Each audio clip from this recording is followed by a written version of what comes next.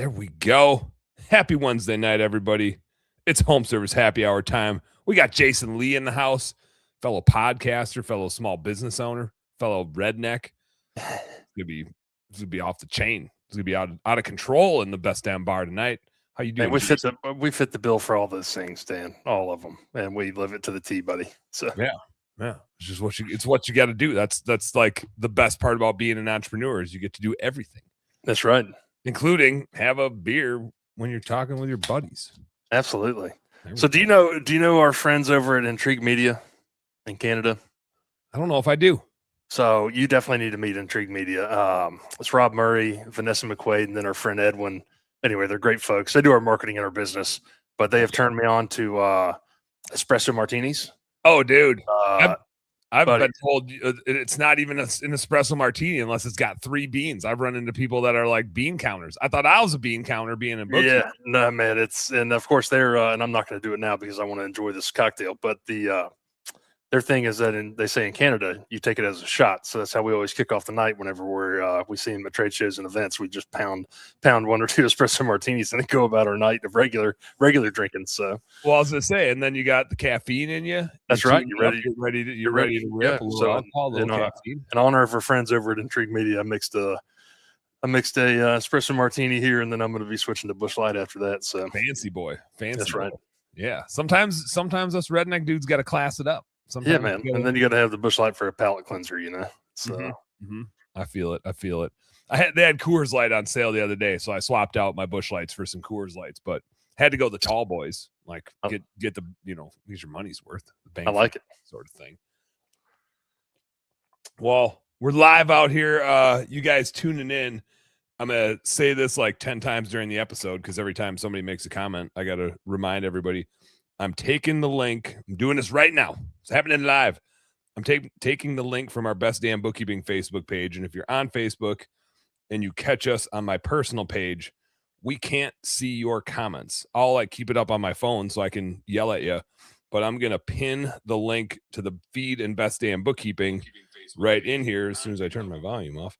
So just click on the pinned link in here, jump over to the Best Damn Bookkeeping page and watch from there. And then talk your shit there because that's what we like. And then I can put it on the screen and we can talk shit back.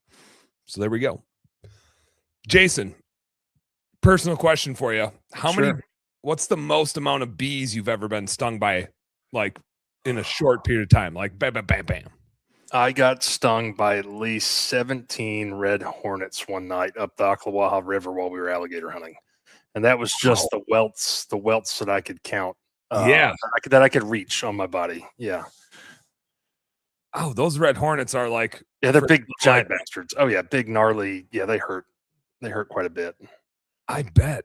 Son of a bitch. So it's probably the most. I stepped in the yellow jacket nest doing a landscape job one time and got dinged a couple times, but that took the cake. The red hornets. God, I walked into a hunting blind one time. We were down in Texas, and I like opened it. I assume that's what they were because they looked like hummingbirds, but bee-shaped. Oh yeah. They were like freaking bananas. Yeah. But red, and they don't look nice. And I just closed the door and I was like, nope, not hunting this one. Take me somewhere else. We gotta go somewhere else. Not at all. Now I just feel like a little bitch because yesterday I got stung by 5 bees when I was outside, just like bow, bow, bow. And it didn't like in the moment it didn't hurt. Like one of them cued me into that I was getting stung. The other one's like was just like, ow, like I can just feel them buzzing around me. But now they itch so damn bad. Oh, yeah. Like, just the stingers are in me and they're just itching. They weren't like huge wasp things. They were just ground to whatever kind of bees, your average, medium-sized, regular old bee. But damn, the afterburn of the itching is what's getting me. Over here scratching like I got poison ivy or something. Well, what came first for you? Like how long you been doing the landscaping for? How long you been doing the podcasting for? I assume you've been hunting gators since you were like 3, No, we didn't start. So we started hunting gators about the time fast forward, we had I guess my introduction to horticulture was a family business. We grew plants. Okay. We grew some nursery plants for containers. My dad got me into that when I was 8, but that stemmed from we ran a cut foliage operation for greenery for flower arrangements. So that's a big thing in kind of north central Florida. So all the ferns and everything that go in with flowers. Yeah. So we had about an acre of tree fern that we managed and maintained when I was growing up. And then that got into the nursery industry. And then when I could drive, it's like, okay, we lived out in the middle of nowhere. Yeah. So it's like, all right, now I can drive. Now I can go do some cleanups and weed eat and mow and things like that. And I have a fern related question. Sorry to cut you off. I have a fern related question, because when I think of fern management, I think like, how the fuck do you get rid of these things? Because they just keep, like, we got some in our backyard and I keep trying to dig them out of my garden and get them out of here and get them out of there. Like, what management do ferns even need? Because they seem to just take everything over once they're in there. So the ferns that we grew, there's multiple different species that they grow for flower arrangements, but we were growing tree fern, which is also known as tiki fern. So it's in the asparagus family. Like down here, we got foxtail ferns, and all the new growth looks like a little asparagus growing up. And so that's where it comes from. But it is probably considered an invasive plant here. We have I'm actually partners in a piece of property now that we're looking to develop into an RV park, but it's got 85 acres of fern on it. So for me, it's like it was nostalgia, and we got it up and running when we first bought the property. But it's like, this stuff just grows everywhere. But then it also gets fungus, so you got to treat it with some fungicide if they want pretty fern in the flower arrangement, and hit it with some fertilizer. So it takes some management, but it's pretty. The stuff we got there is pretty aggressive, resilient crop. Yep. So, and then from there, I started in high school, like I said, doing cleanups and small landscape jobs. Went to community college, local community college after high school. Knew I wanted to go to the University of Florida in Gainesville and just study something outside. So I was going through the course catalog book and found horticulture, found a degree that specialized in landscape and nursery management. And it's like, well, I've been growing plants, right up as a side quest my whole life. And now I've been doing landscaping, so I might as well go do that.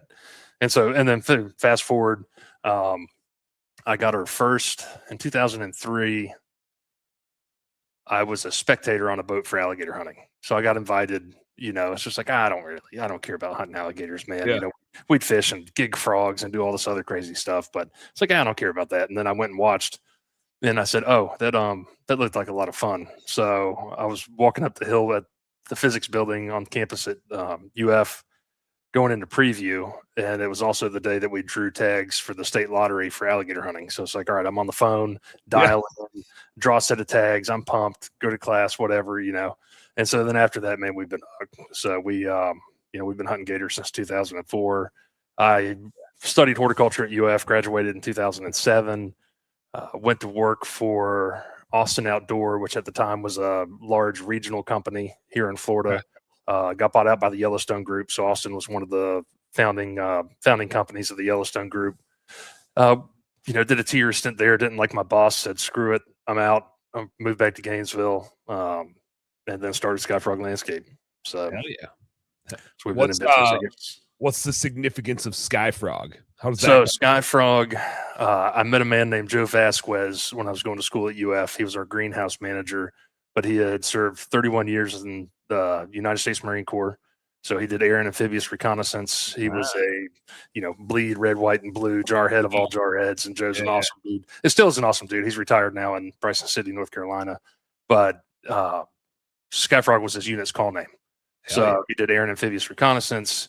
He started SkyFrog Tree Service while we were going to school there. So if I didn't have landscape work on the weekends, my friend Aaron Alvarez and I, we did a 2-year stint as kind of a small design build company while we were going to school. Yeah. And if we didn't have landscape work, I'd go drag brush and roll logs for Joe and work with him a little bit in the tree business. And then when I moved back to town, as I tell the story now, I'm pretty sure he just dictated to me that my business was going to be SkyFrog Landscape, and that we were all in your head, and that we were all going to work together and conquer the world. So that's kind of what we did. And it's been we're 2 separate entities. So the tree service is still here. In our local market, we definitely have very good reputation and brand recognition with the name. Hell yeah! And so it's a great referral network back and forth between the two businesses. We're covering everything in the green industry here. Yeah, so, no doubt. Hell yeah! Yeah, that's where the name comes from. So I dig it. It's memorable. Like it is. So then everybody asks, "What's a SkyFrog?" It's like, well, let me tell you. And then it sticks in their head. Works. Good story. It's a good story. I just put a beer in my logo. That was the best I could do. Yeah, that's all I know. I'm from Wisconsin. What do we do? A beer, a brat, or a cheese curd. Cheese curd would look kind of weird. So with the beer. I like it. It took you a while to get into gator hunting. Like, what did you grow up? Did you grow up hunting at all, or just mostly fishing and gigging, or what was kind of like mostly fishing. I mean, my dad was a game warden, so he was wildlife officer in the state.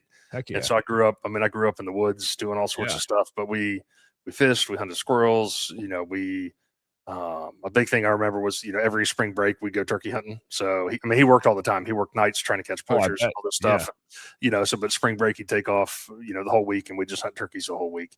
And probably started deer hunting. Osceola's down by you, or are you getting easterns?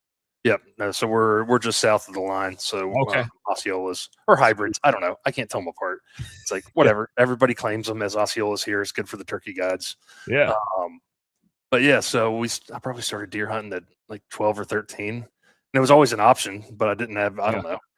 My dad would go a little bit. He didn't deer hunt a lot. And then I told him one day, he's like, hey, I want to start deer hunting. It's like, okay, well, now we're deer hunting. Let's do it. So, heck yeah. Yeah. So did you ever get in on one of the bear hunts down there? I know they've been in and out of bear hunting, but no, there's been two. There was one probably 4 or 5 years ago, and they did one last year, and these people raised absolute havoc. I mean, over it, and there's plenty of bears. There's bears everywhere. The bear population is very healthy. So it's but I don't know. I don't really have a desire to go out and, I mean, most of the stuff we kill, we eat. We do sell the alligators whole to a processor, and they process the meat for restaurants because you can only eat so much alligator. But everything else is like, I don't really want to eat a bear. I hear some people say it's good and some people say it's not, but it's not I have found certainly my wheelhouse. I think, like anything, it depends what it eats. When I've had bear, it's been breakfast sausage or brats, and it's been diced. Okay. I don't know that I would do a bear steak or anything, because with trichinosis, you got to like fully cook it, and who wants a steak that's been cooked to 165? Yeah. But I think if you throw some pork or something in there, I don't even know how much fat you would need to add, because bear has fat in it already. Like the rendering of the fat is like a thing to do anyway. Sure. But I was supposed to go to Nebraska for a first week of September, like early season bow hunt, try to snag a velvet buck. But it's like not coming together. We were going to go to a Native American reservation, but they don't have their shit together. And so we're like, are we going? Are we not going? When are the permits going to be available? Nobody can tell us. And so Minnesota's over-the-counter bear tags. And I got a farmer buddy with 1,000 acres. And he's like, please kill the bears, because otherwise I'm going to shoot them off the tractor and get a damage tag for them or whatever. But if you want to come kill a bear, come kill a bear. And I'm like, I want to come kill a bear. It's on my list. It's on the list of things I've never chased before. So got to go give it a shot. Might just be a shitload of breakfast sausage. Hey, but there's nothing wrong with that. Or brats. And as a Wisconsin guy, we like our brats. We'll figure it out. We'll come up with a recipe. Somebody's got to have a good one. Sure. What business wise, what does that look like? You've been at it for a while. How many employees you got? What's the bread and butter? What's the sweet spot? Where are you 35 people on staff right now. Well, hell yeah. So 35 people on staff. We'll do over 3 million in revenue this year. Kind of tracking to do probably like 3.2, 3.3. Our book of work is split right now. It's split about 50-50 between install and maintenance.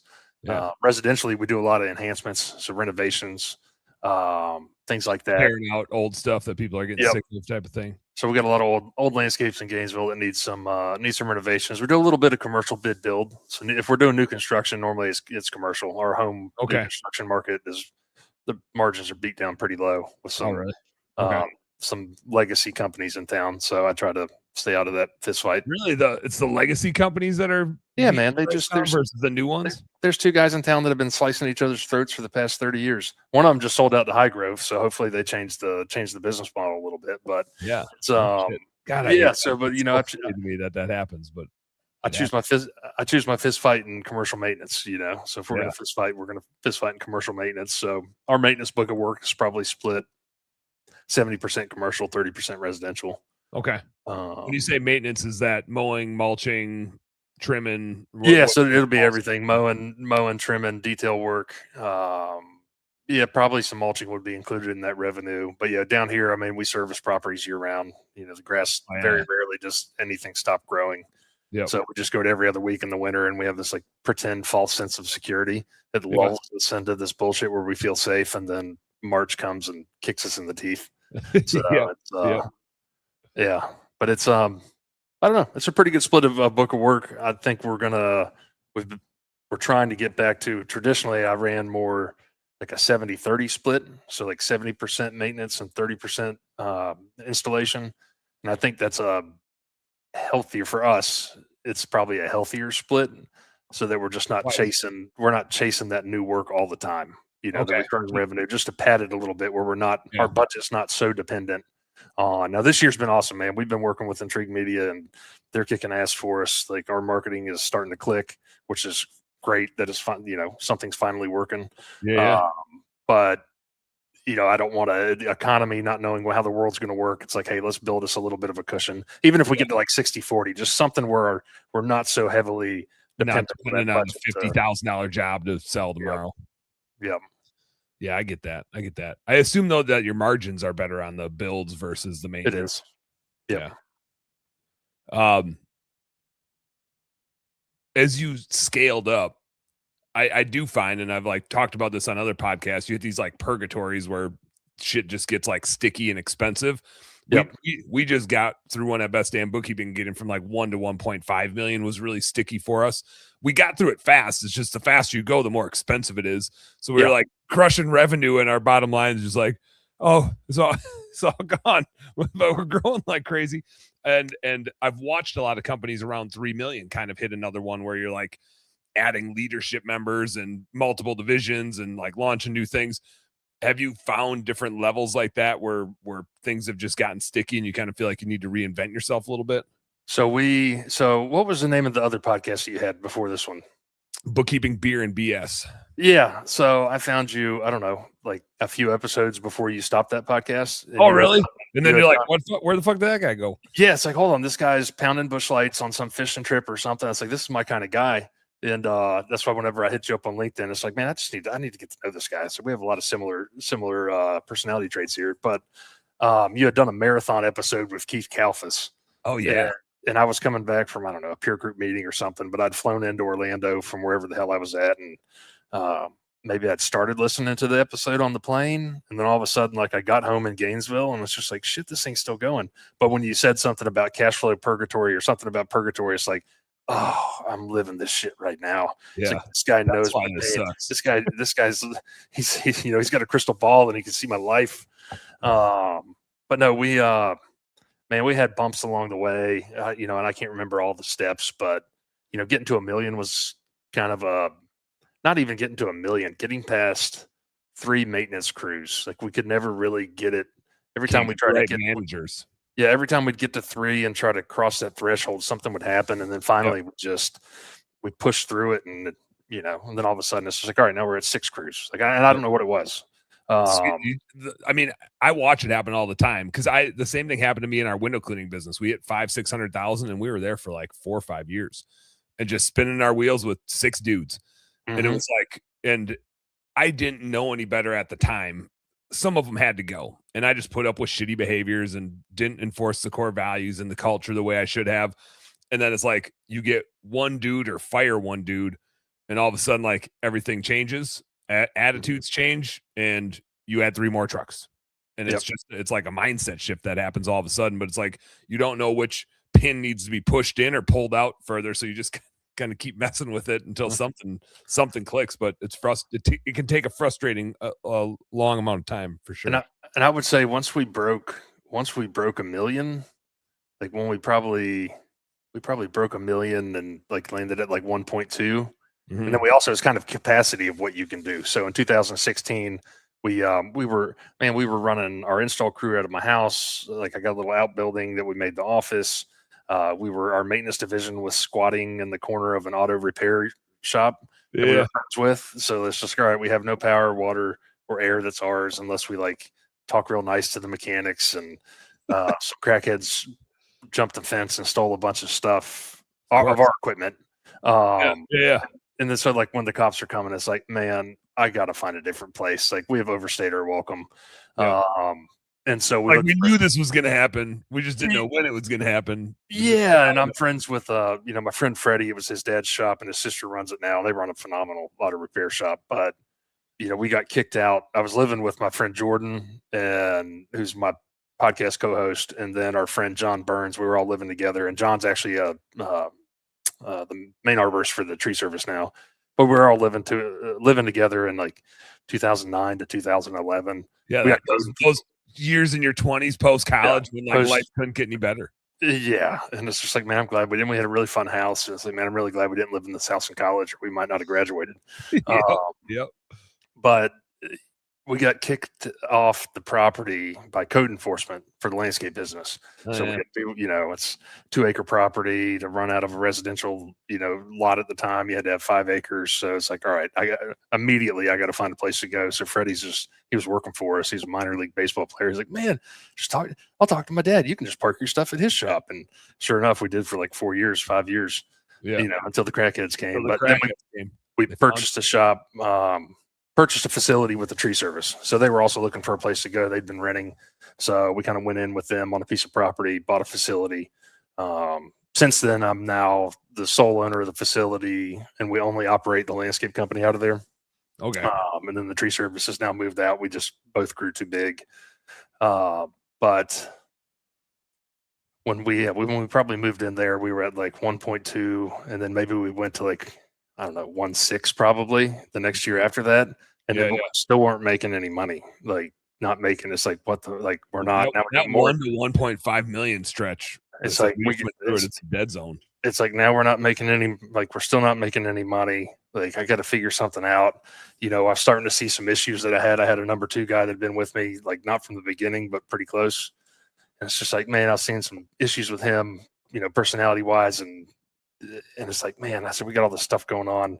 Just got to figure it out. And my answer was just to go do more work. So it's like, when I worked at Austin Outdoor, I was a project manager in their commercial construction division. And so it's like, well, I'm just going to go start bid bill work. So it's like, I got some connections, let's use them. So then my answer was to just go do another, I don't know, I went out and sold like 1.2 million in construction work. And so I went out personally and sold it and project managed it and hired 6 or 8 more guys and bought all the trucks and did all this stuff. And it's like, hold on, now we're really growing super fast. We're doing all this work and we're selling maintenance. And it's like, all right, well, this commercial game's not going to keep up forever. So it's like, all right, now I'm trying to push maintenance, and I got these people in my business, this one person specifically like fighting me. It's like, come on, dude, you just got to do more work. Like, we got to get more sales and go out and do something. We didn't have any core values set or processes. None of that shit was there. So we grew to 2.8 million just out of grit and grind. And then we plateaued and hit the wall. And, we've been bouncing between 2.7 and 3.1 for the past 5 years. Yep. So, but in those 5 years, we've worked on a lot of things. Obviously we've been through COVID and been through the last election cycle. It's kicked us in the pants. So it's like, this year we're building a very good team of people, employee wise and management wise. Got some new people on staff. And so it's a whole new world this year for our business. We're really looking to push I don't think, we won't hit it this year. I mean, being halfway through the year, but I think we'll be on track to hit 4 million going into 2027. Yep. And then I'd like to be at 6 million. And I mean, we've laid out the groundwork for this. So it's like, I'd like to be at 6 million in 36 months, which gets back into fast growth, which is sometimes not the best idea. But now if I happen to fall into a sweet spot where we just start making a bunch of money, I might just hang out there. But just take it easy for a second, go do some hunting fishing. But it's I think that we can get to that, or at least get to 5, budgetary management wise, as we lay out our organizational chart now. We don't have to add that much more overhead to hit 5 million. Yep. So we can just hit 4. Like, there's no reason why we're back up. There's no reason why we're not doing 4 million right now, besides hiring a couple more employees and all right, 3 more lawnmowers and maybe 1 more truck. Like, we got a lot of the equipment side of it already purchased and owned. So like 4 million is easy. 5 million, maybe another production manager and account manager, and it's all the same people. So maxing out that team that we have now. Yep. Since we've added that team and built those positions where before we didn't have a rhyme or reason for it. I think we're setting ourselves up pretty good. But that 3 million mark, man, when we hit it, I mean, we hit the wall. Yep. And we don't have to derail the podcast with this, but I had an employee set our building on fire in 2021, like torch it with a 5-gallon can of gasoline. Not surprised at all. Not surprised at all, but that sucks. It's yes, that was a kick in the pants. But did you get time to put it out, or did you lose a lot of shit? It burned all the stuff in the office, so we lost all of our office space. Stopped before we got to our portion of the shop, and then like definitely did some damage to one of the tree services really expensive track man lifts. What was the fallout of that? Like, you probably knew who the hell it was. How did that no, I mean, it took a little while to figure it out, and then we figured it out. But the guy was going through, I don't know, he had a mental break. Girlfriend broke up with him, went on a crime spree across the state. He was hitting us for check fraud, as we found out, and we think that's why he set the fire, because he went and stole more checks after he successfully cashed a few. And yeah, then he got 10 years for arson. He's got 6 years right now for another selling stolen property. And then he's got another 10 plus that he's looking at for discharging a firearm into a occupied dwelling. So just a winner of a person. Interesting life choices. Interesting. Yeah. So, and he showed up for work the next day. So like nothing happened. After he lit the building on fire, showed up for you can't make this shit up. That's why we got a podcast. But the oh, man. I suppose like that's the best way to play it off. If you don't show up, it looks too bad. Maybe he was like, I'm going to show up. And so we, so 2021, that was 2021. And, that was the year that we hit the wall. So we were already spiraling at that point. Like the fire was in August and we were already just a natural born shit show. And that was almost just like a reset button. It's just like, well, we, can't get much worse now. Yeah, so survive that. Like we should be all right from here on out. So, but in 2020, I started working with Jeffrey Scott, joined one of his peer groups, met a bunch of great contractors, learned a lot from Jeffrey, learned a lot from everybody in the group. So that was a great experience. Done some work with Tony Bass over the years, working on our budget and trying to get our finances and profit in place and things like that. So definitely a lot of education in the past, 6 years to kind of get us set up to where we're at now. Hell yeah. And you kind of like know it once you have the right people on the team, like it just, everything feels different. Like what seemed like an impossible thing before is like, oh, like this person's just got it. Like, you did it. We're good. Here we go. And it's amazing. We had some legacy people left after we've made some serious personnel changes. That number 2 exited him out of our business. Had some other people come and go that had been with me for a long time, but I had a couple of legacy people that I was very loyal to. So I'm loyal to a fault just as a person. Like, naturally. And it gets me in trouble. But my designer at 10 years leave, and my office manager, who was actually very toxic, she was here 5 years. She just left, and probably 2 months ago. And that's like when that person's gone. If the office manager is toxic, they're the quarterback. They touch everything. Dude, it's been like a breath of fresh air. It's like every time we walk into the office now, it's like, man, I don't believe in like crystals and good energy and bad energy and stuff. But man, you walk into the office, it's like a whole new world.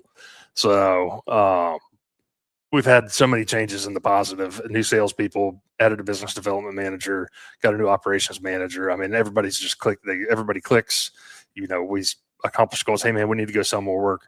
Dude, salesman, he's beating down doors. He's looking under rocks. He's a killer. Business development, that's a new position for us, so we're still trying to figure it out. But a lot of it's just education and meeting people. And my friend Erin that I've mentioned that we worked together in college, she worked for UF in different capacities for like 18 years, and was teaching as a lecturer in the horticulture department. And then they disbanded the horticulture department because that's such a good idea for our industry. Yeah.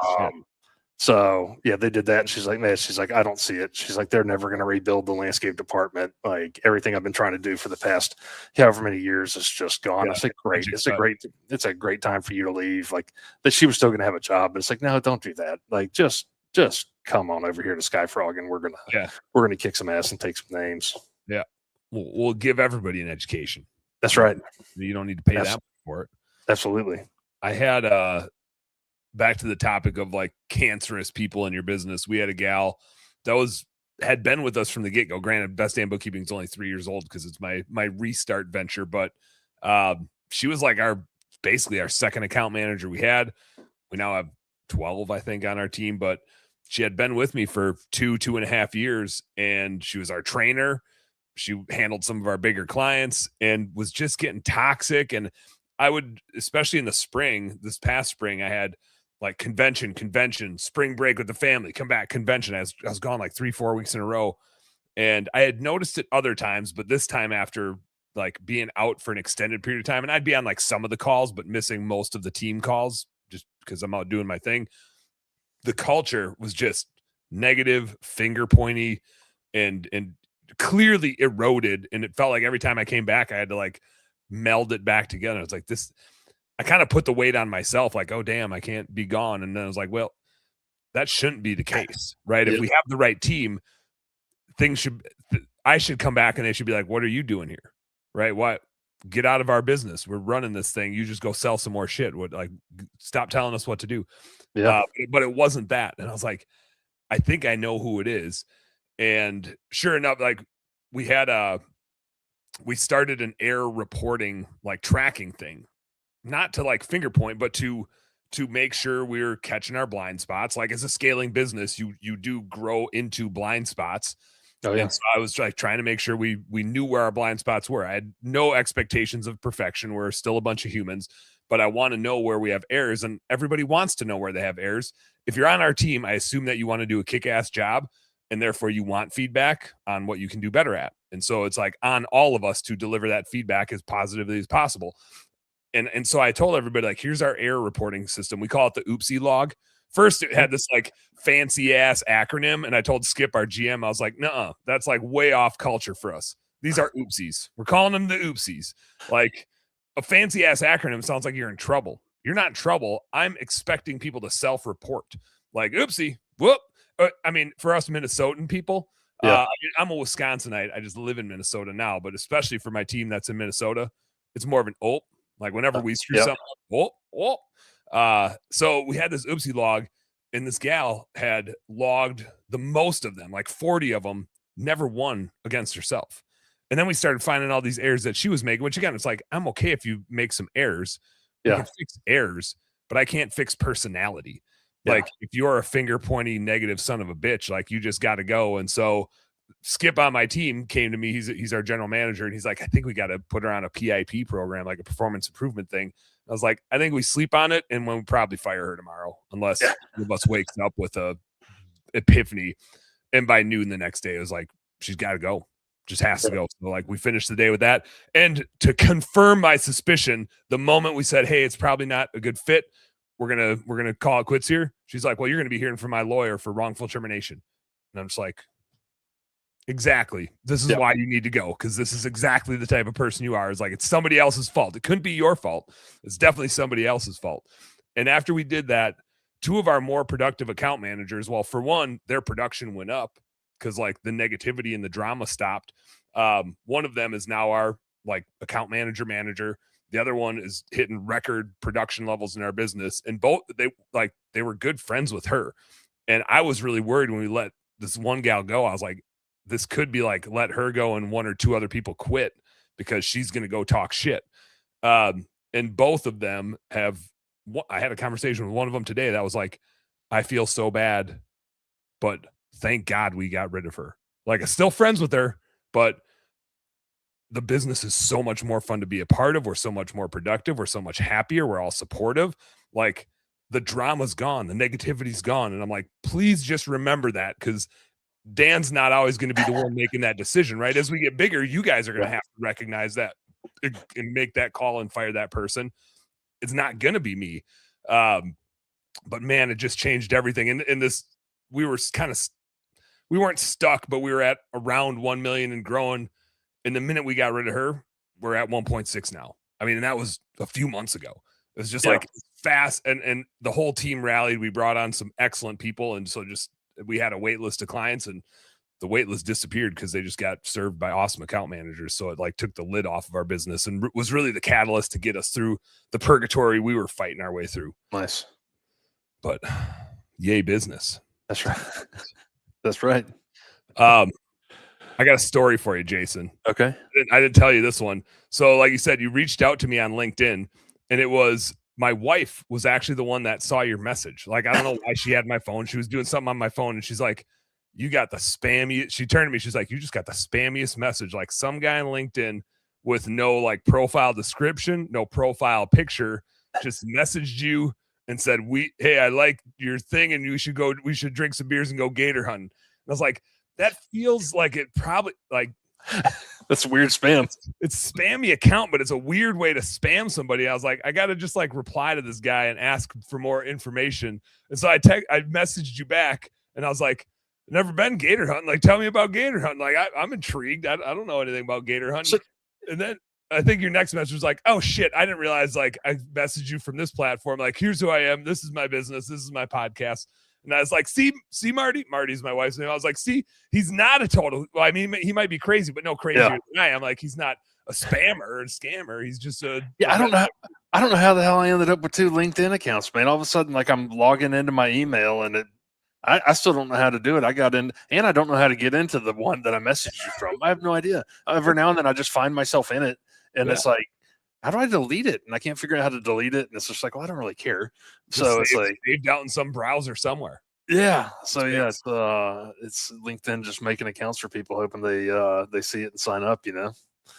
They got you. You got scammed. You got scammed by LinkedIn with another account. Yeah, that's right. Maybe you can get one to premium. You never know. When did the podcast start with you guys? How the hell did you get into that? So man, we started beginning of 24 probably. We're 2 years into it. So nice. 2.5 years. We man, Jordan and I obviously we're best friends, you know. They run a very successful tree business down in Tampa, Florida. Family business. His dad, you know, I think it's their 48th year in business. But between us living together and all of our stories of friendship and all this stuff, man, we're each other's HR managers. We're each other's consultants. You know, hey, are we both on the road at 5:30 going to work in the morning? Like, let's talk for 20 minutes, you know, solve each other's problems. Like it's, so we've always been that. But then once I stumbled upon, it was probably about the time I heard your podcast or maybe a little bit before. I didn't know how to listen to podcasts. Like, so I knew what podcasts were. And then, like, besides listening to Joe Rogan in the truck with my friend John one day, like, I didn't know how to listen to podcasts, but I would see clips of Tom Segura and Bert Kreischer on Instagram, with 2 Bears, 1 Cave, and it's like, man, this is really funny. It's like I watch these guys doing stand-up comedy, but like I want to see the rest of these clips, like what they're doing. So I had to get my wife to so I went on Audible and tried to like listen because I listened to books on, you know, Audible. Where are these podcasts? And she's like, well, no, you got to use Spotify. It's like, well, I don't know what Spotify is. She's like, how do you not have Spotify? It's like, I don't know. She's like, well, you don't listen to music? It's like, no, I listen to the fucking radio. Like, I don't know. Like, what are we doing here? So she got me on Spotify. And so I started listening to podcasts, listened to 2 Bears, 1 Cave. And then I stumbled upon, I don't know who first in the industry, Paul Jameson, Brian Fullerton. I don't know. I went down the rabbit hole of, you know, industry podcasters. And, you know, I told Jordan afterwards, I said, man, we were, as Jordan puts it, we were 900 beers deep in his backyard one night, probably 2 a.m. And I said, we need to start a podcast. He's like, what are you talking about? I said, we should start a podcast, man. We got all these stories. We got employee stories. We got war stories. I said, man, I learned so much from other people's experiences that I think if we share our experiences, that somebody out there might actually like learn something. I said, because I don't want to know what you did right. Tell me what you did wrong. I'm gonna make sure I don't do that. Let's have some fun with it. So then I bought a bunch of equipment, contacted Mr. Producer, who does a lot of the industry guys' shows, and so I showed back up down in Tampa, and we started a podcast. So hell yeah, we just rolled with it. Green Side Up was our softball team's name in college, so we rolled with that for a title, and we've been doing it ever since, man. So it's been fun, you know, just us shooting the shit, and you know, it definitely helps hone our business. You know, the more interviews we do with people, the more, you know, we almost learn. I mean, we definitely learn more than I think than we're giving out. And as we're interviewing people, it's just like, oh, this is enlightening. We should look at our business and do that. So a lot of it's kind of self-serving. Oh, totally. Yeah. I get a lot of, and I don't know if you guys get this too. I get so many people that like hire a company to get them on podcasts. Mm-hmm. I had one today. I'm booked out till November 14th right now, 11th. I think it's 11th. The week after the rut. I'll be hunting the rut, and then whatever the week after that is. But I remember looking at it, I was like, holy shit, I'm booked out like a full 3 months. And I try to, like, it's nice as a podcast host when like guests are coming to you, because it is a lot of work to go find all the guests, but also it gets annoying. Like, I'd prefer to talk to you and like somebody that I can build a relationship with versus just like a one-off Joe Blow dude.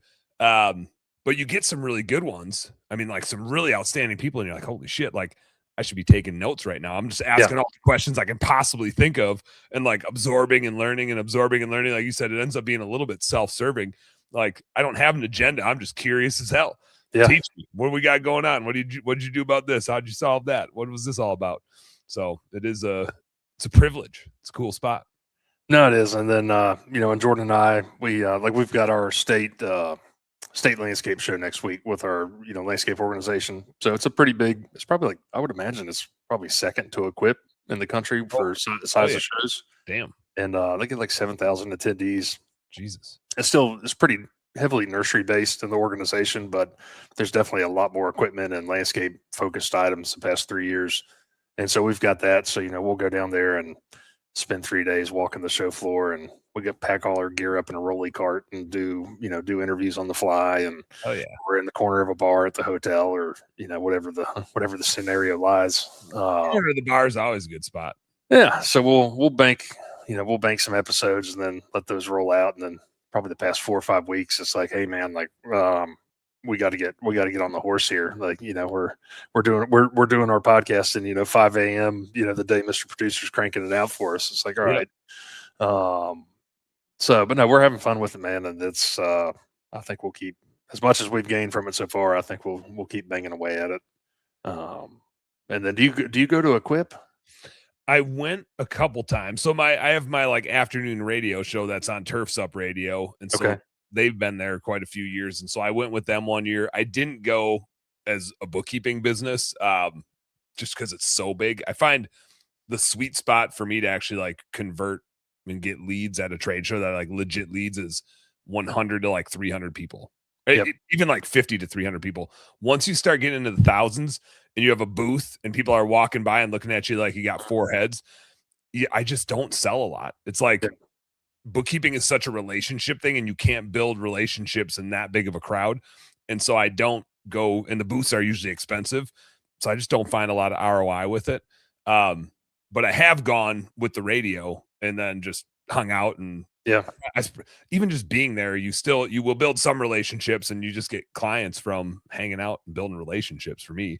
So, and at Equip, I mean, I see that down at the landscape show. I mean, there's enough people where they're, they don't want to stop and talk to everybody, which I get. I mean, those certain booths, I mean, there's so many people there that are in different facets of our industry that they're not going to stop and talk to every booth in the trade show floor because everything's different.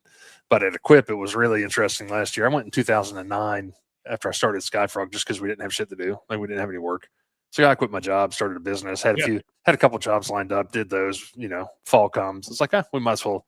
Yeah, go check this thing out. Might as well go to Kentucky. So we went on a road trip, stopped in Nashville on the way up and on the way back, and had a good time. Way up and on the way back. Yeah. So, and then this past year was the first year that we went since then, and we went up there and podcasted and had fun. And but man, when they suggested that you go on their app and like make a map of where you want to go, and it like will tell you how to get there. Like, I saw people just watching their phone. Like, I don't know, I can't even remember the companies now, but a couple of smaller companies that went. Maybe one had a CRM. I don't remember what the other two were, but the feedback was, it's like, well, everybody's just walking by us, and it's just like, well, yeah, like they're looking at their app, like they made a map, like they listed who they wanted to talk to, and like that's all they're doing. So, Intrigue Media. And they're a sponsor of the podcast, so like they get that out of the way. Like that we also pay them a good amount of money for their services. Jordan and I both, and they kick ass. And then they give us a little bit of love for the podcast. But we were up there hanging out with them in their booth, and we met them.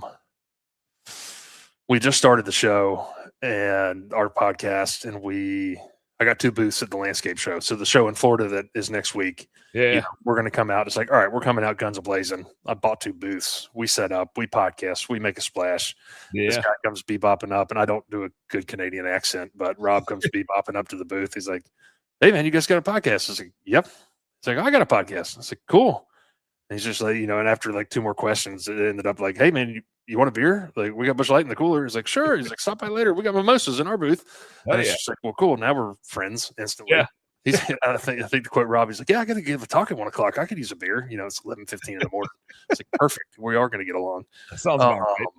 But yeah, last year in Kentucky, we show up and I drove, Jordan flew, he's down in Tampa, and whatever, man, it clears my head sometimes just going long road trips. Yeah, I don't mind that. Yeah, so I drove up to Kentucky, and it was just perfect timing where he was getting into the airport, and it's like, well, dude, I'll just swing in and pick you up.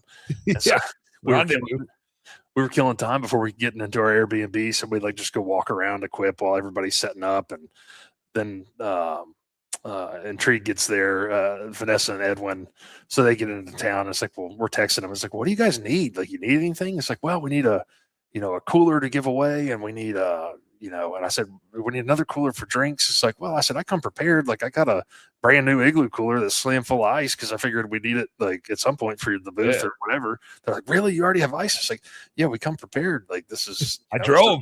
This isn't our first rodeo. Like, we're fully stocked with like all sorts of stuff. So we go to the liquor store and they get margarita fixings and mimosas, and it's like for a marketing company that you'd never know what they do as you walk by, man. Yeah. We attracted some people. We had in our rolling cart of podcast equipment, it's in a tough built toolbox cart. Yeah. So they make a 38 quart snap-in box that goes into that toolkit. So we roll in with Busch Light and Miller Lite. And then I attached like 6 mason jars full of espresso martinis. And so we had espresso martini shots to hand out to people and beers, and they had margaritas and mimosas. And dude, it was the best way to attract someone to a trade show booth. Like, it was just overwhelming traffic. And then Jordan and I are just there hanging out.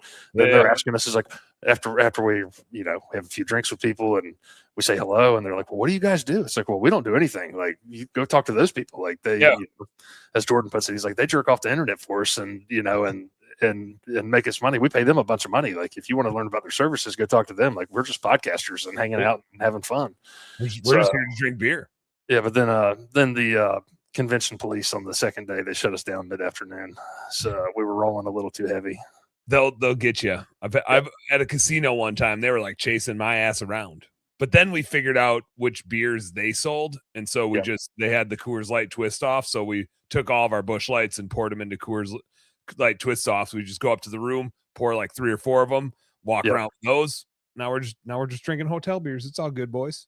So I told them this year we're going to roll in with, we used to have some fun festivities back in the day. Like, we're qualified to make to batch like 1,000 Jello shots at a time and mix them up in crab pots, crab boiling pots. So we have that history lesson in our pocket. And so I told them, I said, well, we'll just make like, I don't know, like 300 or 400 Jello shots. Like, then people aren't walking around with drinks. It's like, you can make friends with Jello shots, and they're not walking around with beers and cocktails. You just made them. So we got a plan for this year, but it's a great marketing tactic on their part. Get people in the booth. So I always like, whenever I'm at a trade show, I always have a cooler full of beer for me. And if you happen to be thirsty, you can have one too. And it just so happens that a lot of people are thirsty. And so, like, usually what I find is clients will come up and talk to me because we're buddies and we're just going to bullshit anyway. And so we're drinking a beer, and then somebody will walk by that they know, and then they'll be like, hey, do you use Plata? Like, you got to use Plata. And so all of a sudden, like, I don't sell shit. I just have like a client walks by, and all of a sudden, like, we're drinking beer with 5, 6 people, but we just keep it tight. We keep it at the booth. Keep the Busch Lights local. And I've only gotten flack for it a couple times, but usually I'll try to pay attention like day one to whatever they have, like whatever the bar there has, so that at least like it blends in. Because if you got like Modelo's walking around and they don't even serve those, then you're fixing to get busted. But if it's just Coors Lights or Mick Ultras or whatever the bar's serving, I'll pay attention. You got to pay attention to cans, bottles, what type of can. Absolutely. Put in the Instacart order and load it up. It's important. That's important information. We've started just rolling. Besides last year, I mean, we went all in last year at Equip. I mean, we were having ourselves a time, and but now, I mean, dude, I just hit trade shows where I'd carry a backpack cooler around, and it's just natural. Like the whole trade show all day long. I mean, I'll walk in at 8:30 in the morning, like we're stocked. Like Yeah. when do you want to start? You Yeah. know, it's Basically a fishing trip.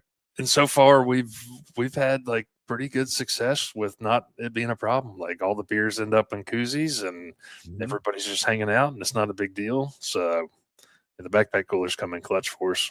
They do. They do. I've transitioned to that as well. Less Yep. apparent for sure. Yep. What do you guys got lined up for this fall? Are you doing Equip? That's in October sometime, isn't it? Yeah, so we're going to go to Equip. We're going to hit the landscape show next week. We'll go to Equip, and then man, there's like a gauntlet with the big shows. So I mean, you got Equip, and now Naup split off to do Elevate, and then with Jordan. So we're hitting. We try to hit the tree care. I mean, obviously I'm the landscaper, but then with Jordan, doing tree service. We try to have a balance between landscaping and tree content. So the TCI Expo is in Fort Lauderdale this year, which is great for us. So it's kind of everything's hitting home in Florida. Elevate's in Tampa, TCI's in Fort Lauderdale. So we'll be at both those shows podcasting. We'll probably be in Intrigue Media's booth at Elevate. And then TCI, we're partnering with Single Ops by Granum. So we're actually starting a monthly webinar series for Single Ops. I believe August 25th is the first webinar we're doing. So I've got a feeling we'll probably be hanging out with them in their booth podcasting at the TCI Expo. Sweet. Yeah.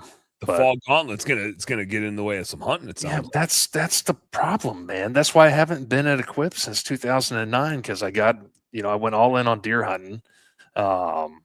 We started hunting in Missouri, and that was just like, oh, I just need to quit hunting. And like, we don't hunt deer in Florida. We drive to Georgia. So, we're in a club up in Vidalia, Georgia. And then after I went to Missouri, it's just like, I really don't need to be in this club in Georgia anymore. Like, just give me 1 week in Missouri, and that's all the deer hunting I need. Like, this is like the TV stuff. Like, we're riding around. It's like, oh, there's 160-inch deer standing on the side of the road. That's cool. It's like Atlanta shit. So yeah. It's, the Seek One dudes. Yeah. So it's, but yeah, after I did my stint of deer hunting, they extended the problem is they extended the alligator hunting season to like November 8th. And it used to be shorter, and so now like it blows out the rut, and it's like, well, we got a choice to make here, and now you got weird trade-offs. Yeah, so it's getting harder for. We draw tags for the alligator hunting in a true lottery, so no preference points, nothing like that. So it's. Last year if you don't draw, then at least you got your backup plan made. Last year they had 17,000 applicants for 7,000 permits, and then this year they had 23,000 applicants for 7,000 permits. Oh, you got everybody just keeps getting more friends to put in. Yeah, because you have to be on the boat to hunt. But then it's like, oh, I'll get another 10 people, and some of these guides. We guide a little bit too, I guess professionally. I mean, we're doing it. The guy I hunt with, Harry, he's a licensed captain, so we guide a little bit. And with some of these guides, man, they're having like 600 or 700 people put in for tags, and it's like, what are you doing, man? And you're spreading it all over Facebook. It's like, yeah, we're in like 5 years. No one's ever going to be able to draw a tag. This is going to be even. Do we get to hunt this year? So it's interesting. We got Sterling Wash jumping in the comments here. What's going on, man? I forget this guy's name. It's been so long since I talked to him. Stan? Is it Stan? Stanley? Said, had my lady Jennifer ask if she can get on the show. She said, say hi, Jennifer. So hi, Jennifer. What's up, Sterling Wash? Good to hear from you, man. It's been a while. I have this conundrum of like this first week of September thing of I want to go down to Nebraska. We plan to go to Nebraska, and it's getting wishy-washy enough where I'm like, maybe that's the sign. Maybe it's, and I'm traveling to Canada the week before, and then to Utah the next week after for a landscape lighting show for Ryan Lee, and I coach in his program. So it's like, I got to go to that one. So I'm thinking maybe I shouldn't go to Nebraska. Maybe I'll stick around here and bear hunt for a few days. We got like family. It's over Labor Day. So now I'd be around for Labor Day with the fam. We got a duck race up at the cabin in Wisconsin. Nice. A lot of beers get consumed at the duck race, and that's fun. I got 3 little kids. I got 10, 8, and 4. So that's nice. that's a good time. There's a bar on the lake. it ends up there. So I feel like it's one of those things where it's like I'm not mad either way, but it turns into a little bit of path of least resistance. The challenge with bear hunting is you got to go bait them, and so that opens up in 2 days, and I got to go find some donuts or something. Yeah, something sweet. We'll see. What so you got gator plans? Did you draw a tag for this year? Or do you not know yet? Yeah, so no, we drew tags, and it's with the gator hunts. It's you put in for specific areas and the specific times. So it's specific areas. The first 4 weeks of the season are dedicated times. So you're drawn for 1 out of 4 weeks in a specific area. Oh, sounds like turkey hunt. Yeah, so we put in for obviously good tags, and you get 12 choices. So it's like, all right, we're going to put in for good areas and good times, and then at the end, Harry and I just want to go alligator hunting. So it's like, all right, we're going to get something. So we put in for areas where we know where there's a bunch of tags, or or even if it's not that great, it's like, okay, we can probably still, like, we know what we're doing enough. We can we'll find them. Still go have some fun, but we probably have 20 people in our group. That, just friends and people we've hunted with over the years. And we're drawing at like a 40% success rate. So we probably got 16 tags, something like that across the group. So nice. Generally we'll harvest like 15 to 20 alligators a year. When is like opener, and when does it usually close? You said it's going. So August 15th is the opener. So this Saturday. And then like we don't have any tags. So we're on the bench until like September 8th, probably. Okay. Something like that. Is it better to go earlier? Is it better to go in the middle, or better to go later? After they extended the season, we like hunting late season. Cools off a little bit. The alligators I imagine the temperature would be a lot better. Yeah, alligators act different. Like, it's so hot right now, man. It's just like, the water's pretty much almost boiling. It's like, the water temperature's 96 degrees. It's like, okay, that's, it's not great. But then with the pressure of hunting, we've hunted early the past couple of years, and it's just like, there's something to this. If you get out the first weekend, there's pressure, because the alligators that are left now, there's always going to be alligators in Florida, but we've definitely rolled through a lot of large alligators. They 40, 50 years old for a 12-foot alligator. And so the ones that are left are pretty cagey, and they're pretty smart. Yeah. And so they start getting pressure, and they might disappear for the rest of the year. So it's like, oh, I know right where this alligator's at. And then after opening weekend, it's like, poof, gone. Yeah. So there's something to it, but we still like hunting late. In later season, they'll come up in cooler mornings and spend a little bit more time kind of up on the top of the water. So then you kind of, we'll do a lot of scouting. I suppose they're trying to get more sun versus when it's really hot out there, probably laying low, trying to stay deep and in the shade. Yep. So, we do a lot of glassing in the morning, early morning for them, and, try to pick one that we want to go and chase. So we like that in the later season. If you just see like a head with 2 eyeballs coming, breaching the surface, can you tell from a long ways away if they're looking at you? It's not easy. Like, we can kind of take a guess. If it's a giant, then it's like, oh, okay. But it's if they're looking at you and you can see their back, if their back is out of the water at all and it's outside of their head, then it's just like, okay, that one's pretty big. Worth going to take a look at. Yeah, we had one last year that it was a guided hunt, and we were on this lake that we'd only hunted a couple times, and there was a bunch of reeds along just whatever type of reed grass around the edge of the lake. And for whatever reason that morning, like, there were no alligators out in the open water. And I told Harry, I said, this is weird. Where are the gators at? Like, this is not normal. And so looking across the lake, it's probably a quarter mile, I don't know, half a mile across. And I'm looking and I'm scanning the grass, and I see a dark spot, and I see another dark spot. And I told Harry, I said, the gators are in the grass. So I don't know what they're doing, why they're in the grass. I have no idea. And I said, I'm looking across the shoreline. I said, I see 6 gators in the grass. He said, can you tell anything about them? I said, I don't know. And I started looking at them, and I saw one that just the black spot looked bigger. Yeah. And it's just like, I don't know. I said, but we're not seeing any alligators right here where we're at. I said, so let's drive across the lake. And so we take off across the lake, and I'm watching in the binoculars as we're driving. And as I got closer, I could see the 2 eyeballs, but then I saw the back, and it's just like, oh, we picked the right one. Like, this one's definitely bigger. It was just a bigger black dot that I was looking at. And then, we ended up catching him. He's probably like 11 feet, 10 inches, something, like big gator. So, but yeah, they're hard to, if you can get a broadside look of their head. Yeah. And the only way to judge them, like people ask us now, it's like, well, how do you know how big they are? It's like, well, we've looked at enough of them. We've Yeah. argued over how Hard to big they are. describe. Yeah. Yeah, we've argued how big they are, and then the only way to solve that argument is to go out and catch them and put them on the boat with a measuring tape. And so we've done that. So my eyeballs are trained for, trained for judging alligators. Hell yeah. Food wise, is there a difference in how they taste if it's early season in warm water or late season in cold water? Or is there a difference in how they taste if it's a big ass old gator versus a smaller gator? Man, it's always going to taste like alligator. We can make it edible, man. You come down here to Florida, we'll get some alligator. I'll soak it in Crystal's hot sauce. We'll fry it up. It'll be great, But it's the older gators. I mean, they're old, so the meat's way tougher. But like if I were to eat one, I would go harvest like a 6 or 7 footer. 9 foot is the sweet spot. So 9 foot's where they get like 9.5 feet is where you can get the most bang for your buck. It's like they're still tender, but the yields, they're actually getting big enough where there's some meat there. Yeah. And I don't remember. I used to process a lot of them myself, and we get up to like a 9 footer, and it's like, all right, we're getting like 30 pounds of clean meat. Oh damn! It's like if we get like a 6 footer, you might get like 10 pounds. Yeah. It's but then I've skinned. Are they just like super bony or super thick skin, or what's the? Oh, it's super thick skin, man. It's awful to clean. Like it's not. Like you just go through knife after knife. Like we've tried all the tricks. We've tried cleaning razor, razor knives, and I've tried like slitting their wrist and blowing them up with an air compressor, and it's like it's not good. And then I watch our processor that we take the gators to clean them, and it's like he's been doing this stuff for 30 plus years, and he's just going through. Man, he'll just sit there and talk to you, and he's got every knife slice is just on point.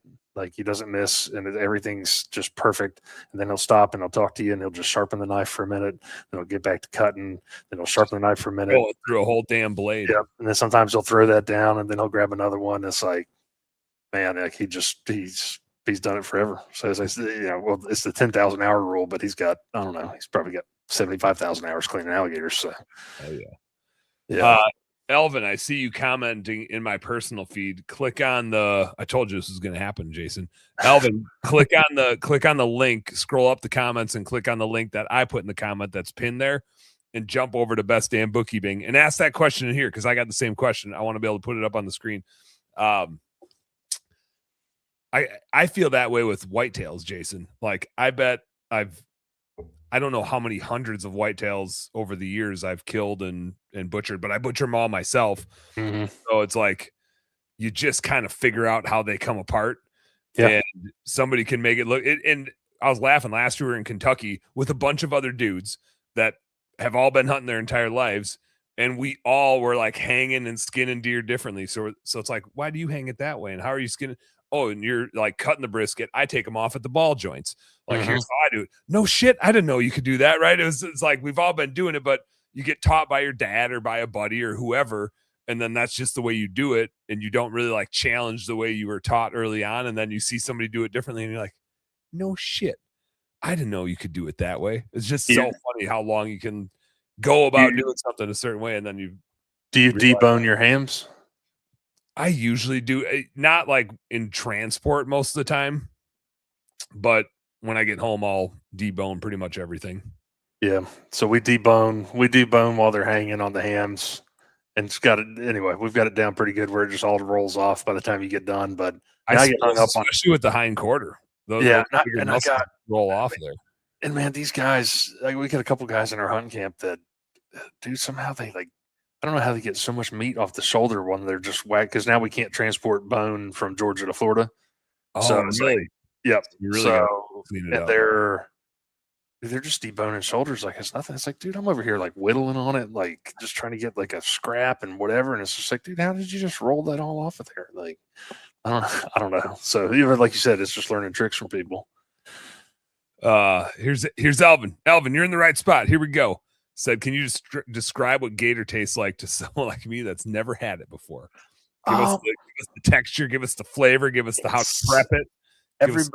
Everybody says it tastes like chicken. It doesn't taste like chicken. Obviously, we soak it in hot sauce, so it kind of just covers up the flavor. You do not want like before you fry it, before you batter it. Yeah, so we'll soak it for I don't know a couple of hours. If you soak it overnight, it's a bit too much on the hot sauce. Okay. But I would say the consistency and texture is more of pork. So Okay. it's kind of like a mix between chicken and pork on texture. I mean, it's a white meat. I mean, so the majority of the gator is white meat, and then if you get into What part of the gator are you usually eating? Like if you're eating some fried gator, are you eating tail? Are you eating legs? generally the tail or the jowl meat. So the neck meat. The neck meat doesn't have any fat in it. Oh, really? So the meat around the jowls, and then their tails broken up into quadrants. So it's broken up into 4 muscles. So the top muscles on the tail are pretty clean. You don't want anything to do with alligator fat. Like once you eat alligator fat, it's not good at all. It's not like good. catfish fat or something where it's like yellow and just gonna grow. It's worse. It's gnarly. We had an episode in college where we'd always come back late night and fry alligator. And then one night we got into a bag of gator that we hadn't trimmed out. And then we still ate it after we realized what we were doing. And it's like, I'll just put more ketchup on it. And that wasn't a good idea. But, but the jowl, and then on the bottom 2 quadrants, there's we call it the candy stick. It's just a pure white tubular muscle, no fat, no nothing, just tender. Doesn't matter how big they are. Still a very tender piece of meat. And then the muscle that surrounds that has a very thick layer of fat, which once you get that off, then it's pretty good to chop up. But generally, if you're eating alligator in a restaurant, it's either jowl or tail meat. Okay. Is there anything on the legs, or are the legs just kind of nasty? The legs are kind of a redder meat, but that's when they'll go in and make sausage out of it and other stuff. So we had them grind a bunch of it up one year and made meatloaf and hamburgers and stuff like that. So it was good. Yeah. Is it fishy at all? Like, can you taste any amphibian in there, or is it? No, I'd say no. When you're taking the fat off of it, like when I think of fat on a deer, it's very like tallowy, and I have no idea. I've never shot a gator. I've never cut into a gator. Is it like a wetter fat, or is it like a dry fat? Like when you shoot a deer and it's that like pasty, tallowy type of fat. It is. Man, it's the muscle I was describing, or the fat around the bottom of the tail is very thick. So it's thick. It's not necessarily. I guess it'd be tallowy. Like you could definitely render it down. Like we've heard, yeah. So it's kind of waxy, slimy. But then there'll be a lot of fat between muscles.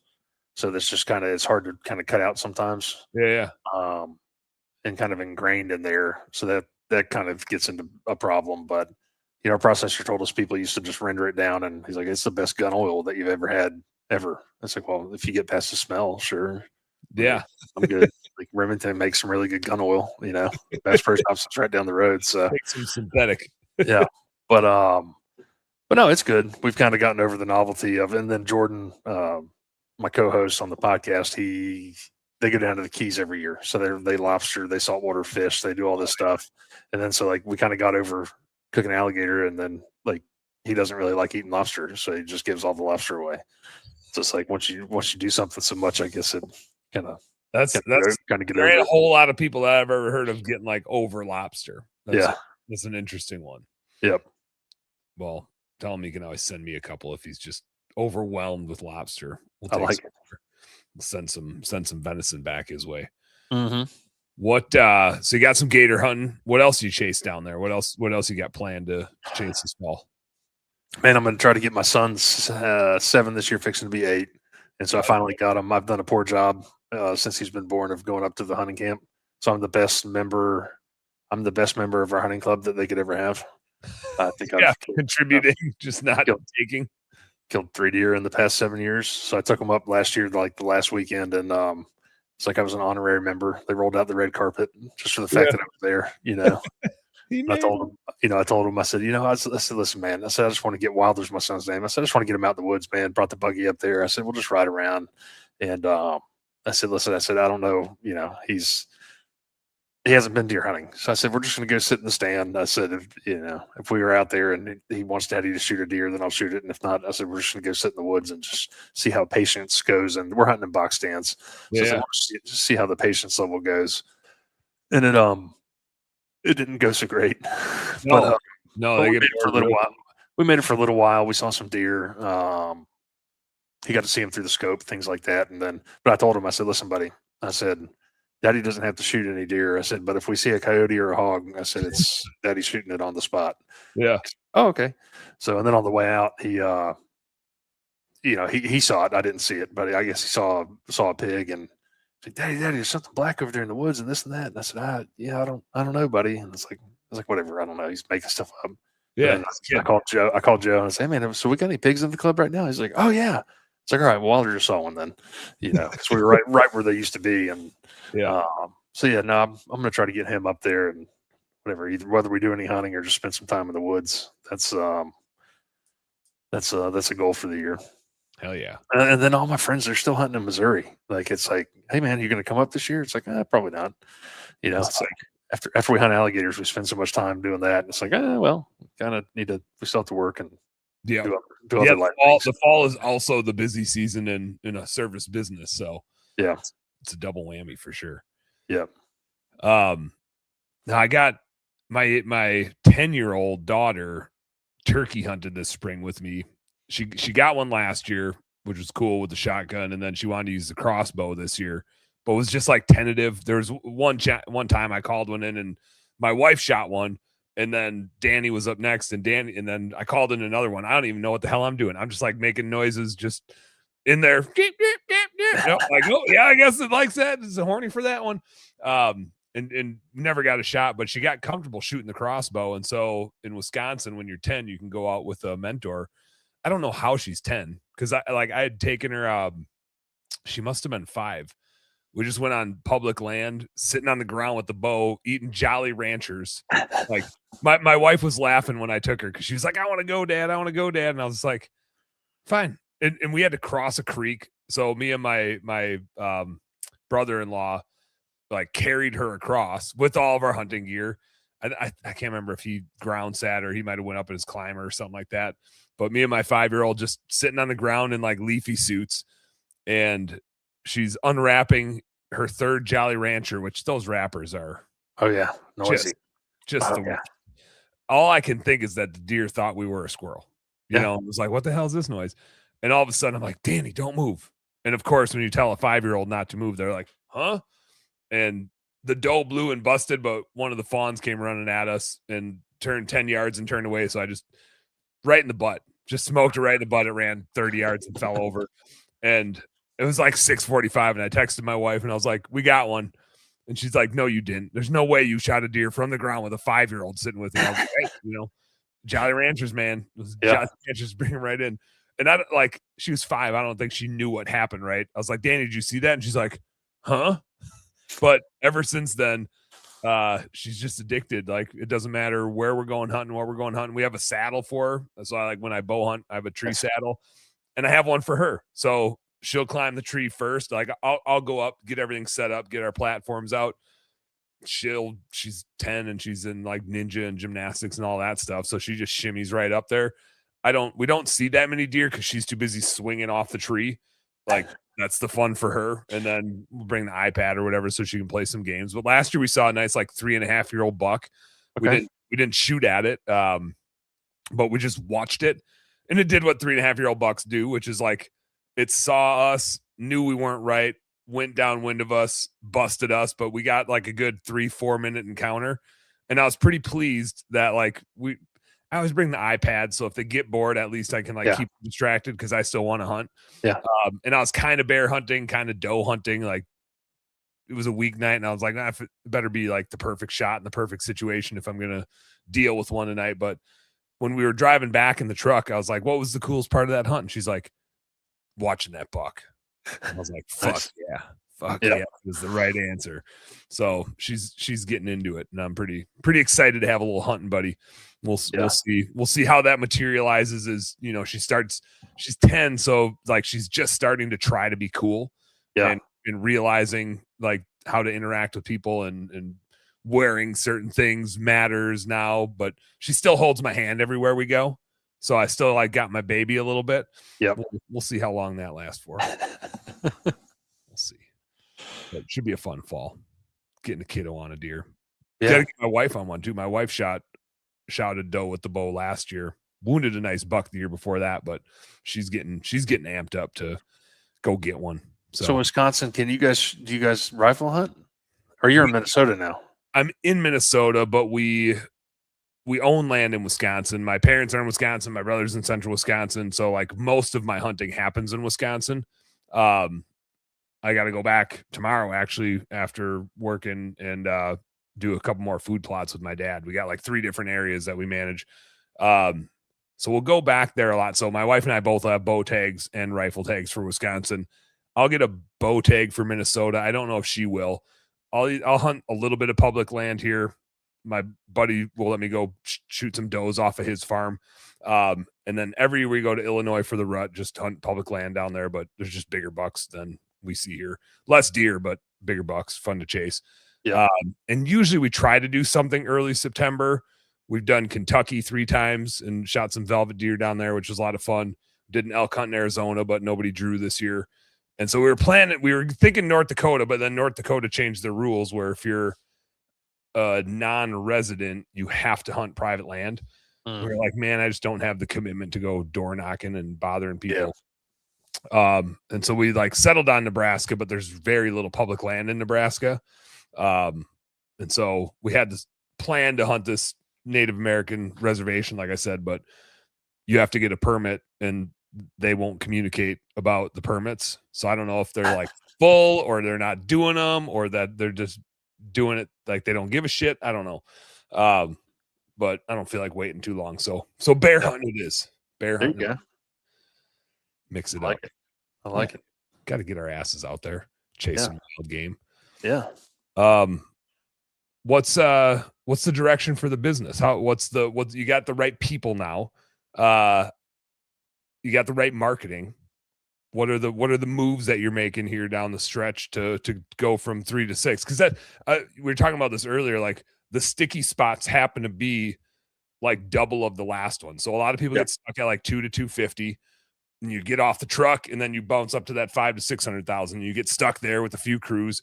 Then you jolt up to $1 million, and you kind of get stuck 1 to 1.5, and then you jolt from there to 3 million. And then 3 you get stuck at, and then 3 to 6. Like, and I want to identify, and that's why I think that that's why I think the capacity that we have with the people, like I can easily see us getting to 5. Like laid out the organization. I have like sticky notes in the office. Unfortunately, they're not that sticky. So like I'd lay out our whole organizational chart on the wall in the office, and it's just like, okay, we only need to add, 2 production managers here, 1 more person here, like maybe somebody in the office. We just hired our first 2 VAs overseas, and like that's working out pretty darn good. So it's like, all right, well, that can help leverage some overhead expense in the future. And but I can see 5 easy, but like if 5 is a stopping point to hang out and make money, like then we're gonna do that. Or if we can get 6 out of it, and make more money and it makes sense than that. And then I kind of laid it out to our team that it's like, listen, at that point, we just decide what we want to do. 8 years ago, I'd have told you, I was like, oh, I want to be on the top 100 list one day. It's like, I was like, yeah, that's not a goal anymore. Like we just want to find a sweet spot and make a little bit of money. Yeah. Enjoy ourselves. But Gainesville's a pretty small market. How big of a market is it? I know the university, but I don't know the city. Man, there's less than, oh God, I should know this. There's less than 250,000 people. There's less than 200,000. Yeah. So it's like a big small town. The university definitely feeds a lot of stuff. University and the hospitals, and we're starting to get more development. But Alachua County is definitely a blue dot in a red state. So which is good for conservation. So a lot of land goes up in conservation, which is great for conservation in the way I think that the wild should be managed and protected, but then it's not good for our tax basis because we get smacked with, higher property taxes. But I was gonna say, like, when are they just gonna have a political party for people like me and you? I feel like we always get torn apart because we want the capitalism, but we also want the conservation, and it feels like you can't get both. You can't get both. Man, and Florida's got to rein in the development, man.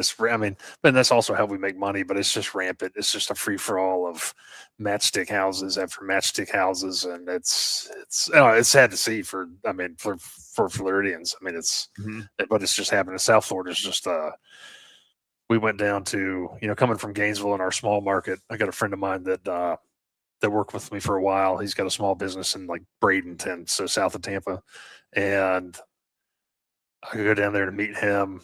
I'm trying to convince him to just like join forces. It's like, dude, let's have SkyFrog 2.0. Like, if we're going to branch out, like, all your struggles, like, I've already solved them internally. Like, we can just implement some stuff and hire a few people. And like, I think we could make this happen. And we haven't come to terms yet, but I went down there to look at a project with them, and man, we just drove for a half an hour, and we just drove through neighborhoods the whole time. Like, we never left. It was HOA after HOA after HOA, and it's like, dude, I said, where? He's like, the work is here. I said, I'm overwhelmed by the amount of opportunity here, and I get that there's more competition, but it's like, man, the opportunity's here. Like, we're limited by opportunity in our marketplace, and so and that. For that, a company can, a landscape company can only get so big. So we got two companies that are probably 10 million plus in our marketplace that are headquartered there, that aren't regionals, aren't nationals, but they've branched out. So they also have multiple small branches.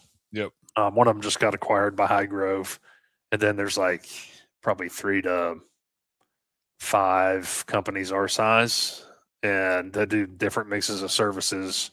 A couple that are bigger, there's a couple of big build or commercial construction companies. But I look at that and I'm trying to divide. We had a meeting last week. And I was trying to lay out to our team. I was like, listen, well, we can count. I said, if we just take every company in town that we think is doing over $1 million in maintenance revenue, and I said, and we estimate how many crews they have, and we just pick a number, whether it be $100,000 or $125,000 in gross revenue per employee. And I said, and we just come up with crew math. I said, we can get a pie of an estimated pie that we have in Gainesville for opportunity. Yeah. And I said, and then we can see what we have for that pie, what we think we can carve out of that pie. And then obviously there's going to be tons of other operators. I said, but if we just take this portion, and kind of give us a snapshot of what we're looking at here and how big we think we can get. And so I think we can get to that 5-6 million mark. And then, but at that point we're beating our heads against the wall with the other two guys, and Gainesville's, we're far enough from the coasts that nobody can come driving wise. So we go west from Gainesville and it gets into like rural Florida. So it's like real Florida. It's nothing, a couple of small fishing towns on the West Coast, scallops, whatever. That's it. No development. You go East Coast and obviously it's just wall to wall development. But nobody drives the hour and a half, hour and 45 minutes to get there. So the only place that they can come, and Gainesville's too small for Brightview or Yellowstone or any of these other guys that are getting swallowed up by M&As to set up shop. Yep. So it's like, they're not setting up shop. High Grove's the first one. So they came and acquired one of the two that are of size of acquisition. But everybody else is trying to drive up from Ocala, which is a bigger market for us. A lot of horse money, a lot of retiree money. Okay. So a lot more development. It's like for us, like we're looking at, what we can get in Gainesville. And then, all right, well, we need to branch out to Ocala. Meanwhile, everybody in Ocala sees Gainesville as like this, this trophy. And it's just like, dude, I'm ready to get out of here. Like, what are you guys doing? Like, stop driving the hour and 15 minutes up here. Like, that's got to be killing you guys. They're like, yeah, it is. It's like, great. Like, just don't come to I got all these friends that work for other companies now. My buddy Freddie that works at the guy I was telling you about that his dad owned the auto repair shop. He works for Yellowstone Landscape now in South Florida. He's like, we're coming to Gainesville. It's like, dude, don't do that. Like, I've It's a told bad strategic decision for both of us. I've told their BD guy that, I meet these guys and they think I'm just messing with them, but it's like, don't come to Gainesville. Just let us fist fight amongst each other. You don't want to get into this match because then we're all going to turn on you and kick you out of town. Like you don't want to get into bidding wars here. Like that's not fun. No. But we'll get some regional guys that come in, man, and they just tank the market, which is sad. Like they'll come in and we had Yardneek came in. Yardneek's a top 100 company. Well, they came into the state of Florida and just bid work at, I don't know, $32 a man hour, $32 a man hour. Oh, and gobbled up all sorts of contracts. Got open branches, buying trucks and equipment and hiring people. And man, they just blitzed the entire state. And our branch was closed in 6 months. I was going to say, there's no way. Yeah. No, they just, so, but then like whenever that happens, it resets our landscape. Like then the customers think that that's the new price. Yeah. So, whoa. That's not the real price. So yeah, there's a reason why they're gone in 6 months. Yeah. So we, between those two biggest companies are going through some issues now, observationally. One's dealing with a lot of toxicity in their business, which is great for us. We're hiring employees at a rapid rate. The company that got acquired by High Grove, they're going through their transition of acquisition. And so that's also causing an exodus of employees. So for me right now, it's the best time in the world, man. It's like we're fully staffed. We have a waiting list of employees. So the answer is to go sell more work. And we've got a line of employees. And I told everybody last week, is like, hey, we got to capitalize on this. Like we're in a very unique scenario right now, and this is not going to last forever. So I said, for all the work we can sell this fall, I said, as long as this waiting list of employees comes, I said, we're going to be able to stack a team of really good guys on the field. And I said, when we stack that all-star team and we can keep them here, I said, we're going to have, it's not going to still be easy. Nothing's ever easy. I said, but we're going to be in the best position that we've been in a long time. Elvin threw a question in here that I think is great timing for talking the employee talk. He said, what's the key to know the right time to hire versus change operating system or adding equipment? Which I think what he's getting at is like, how the hell do you prioritize what, which one's the cart, which one's the horse, which one's the tail, which one's the dog? Man, with the right time to hire, it's any position as you grow, at least you have to hire before you're ready. And that's to me, that's my opinion. And that's the tough part. It's like, man, I can't afford this position. I can't afford this. Like, I can't afford the position, or I can't afford the person. And then it gets down to like, I can't not afford this person. It's like, if we want to get to where we want to go, like we have to have this, like, and so I'm trying to break my, my natural reaction to that, because in the past I've waited and to a detriment. And now it's like, all right, if we're going to kick ass and take names, let's do it. Let's roll the dice. And that's what we did this year. We added in our business development position. It's like, well, can we afford it? Nope. Like, can we afford this other thing? Nope. But we're going to do it. And so we're doing it, and we're stretching. I mean, it's tight this year. Like, it's hard. I mean, we're covering overhead that we don't have that we're not hitting the budget for yet, but yet we're still cash flowing, enough to get us by. Yep. So then, and I'm fine with it. If I don't know if that's the natural cycle of business or not, but that's just the way that we're operating. So it's like, all right, now we're going to get stretched. And then hopefully once we get to past that, or if this is purgatory, then we're in purgatory. And then when we get out of it, hopefully there's profit and success on the other side. And equipment, I would say, I mean, I don't know. It's just kind of, whenever we have the need for it, it's just like, man, we need another mower. It's like, oh man, we're doing all this work. We need to buy an Avant mini loader. It's like, all right, if we can justify it. And if you've got the dude and you've got the customer, then you can sure as hell afford the equipment. Yeah. Or if you find yourself, and we still rent sod cutters, because sod cutters have so many moving parts that I just made it up in my mind that we probably shouldn't own one. Now I think that we rent them so often that we need to. Yeah, just financially makes more sense to just have. And so it's like, all right, if you find yourself renting a piece of equipment, like if you're starting out and you're renting a Toro Dingo or a compact utility loader, and then all of a sudden it's just like, hey, I'm renting this thing once a week. Well, then you might as well buy it. And I don't know what the rule is. Maybe it's like 200 hours. If you're using a piece of equipment over 200 hours a year and renting it, then you should just own it. And a general rule of thumb like that. But I think the equipment just kind of comes naturally. Yeah. to me, the equipment always comes last because a great employee can outwork the shit out of a terrible employee with great equipment. You can give a good employee really shitty equipment and they'll still get more done and do a better job with their shitty equipment than a really shitty employee with the best equipment in the world.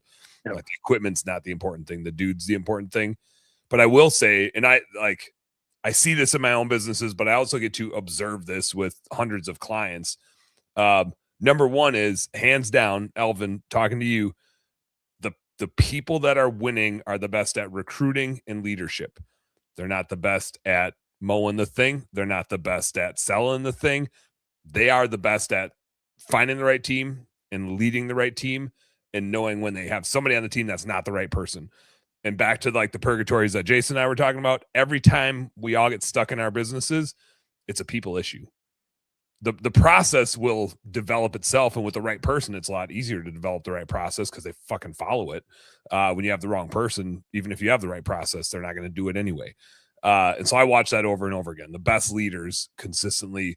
I have guys that are doing 20 million, and they aren't you wouldn't like interact with them and be like, that guy, man, he's just smarter than me. He's just a Jason and a Dan. Like, he's just one of us, but he's a hell of a leader, super easy to follow, and sets a path and is convicted and humble and honest, and people want to work for him because he's just the right type of dude. So it's that I see that really sets strong businesses apart. There is a tipping point where early on, and I don't know exactly where the tip is, but early on we do the marketing. The marketing comes first. We need the sales because we're usually still out producing it. So we don't get the employee until we're like desperate. And then usually we dumpster hire them because A, we suck at recruiting early on, and B, we just don't know any better. And we just we get desperate and we recruit. And Jason, you nailed one thing here. Like, early on, we recruit to hire somebody. Once we're in business long enough, we recruit because it's marketing, and we build a list and we have a bench of people waiting to come and work for us. I already know the next two people I'm bringing on Best Damn Bookkeeping. I have a list of 20 that I've already interviewed. They've both interviewed a year ago, and I'm still in touch with them, and it's just finding the time when they're going to come here, but they're going to work here. And there's something sweet that happens when you have a huge list like that, which is you never have a shitty employee. And when you do, you don't have them very long. Because when I had to let the one gal go, like, she was fine at her job, but I didn't hesitate 1 minute. Like I said, I slept on it for a night. And then why hesitate? I got tons of people sitting on the bench that want that starting position on the court. Like, that's what a bench is for. Somebody wants that starting job. And the starter that isn't practicing hard and is causing dramas, they're not going to the bench. They're getting out of the arena. They're the hell out of here. And so, like, early on, it will be that you'll get the customer first and then figure out the employee thing. And a lot of times you'll get the equipment first to try to like sell a job. As your business grows, it flips. Maybe somewhere around $1 million where it's like, I know I can go sell more, but I don't want to sell more unless I know the person that I'm sending out to do it is going to do a kick-ass job, because I've lived the life of dumpster hiring and sending a shithead out to go do a job, which is going to give me way more problems later. I don't want that. So I'll go get the right dude first. Then I can go sell the hell out of it, because I already know how to sell the hell out of it. I just don't want to sell the hell out of it if I can't trust who I've got working for me. So eventually you get the right dudes and you'll go get them. Like Jason said, you'll go get them before you even need them, because you know that investment pays off. It's just an expensive one. So you got to like mature into it a little bit. And we're over, we call it hiring heartbeats. So it's like, man, 2021, our year of hitting the wall, man, and of course COVID, was a special time with trying to hire people, but yeah, we'd hire any heartbeat. It's like, if you actually showed up, like, you have a job. Holy like, shit. I don't care. Like, oh, you showed up.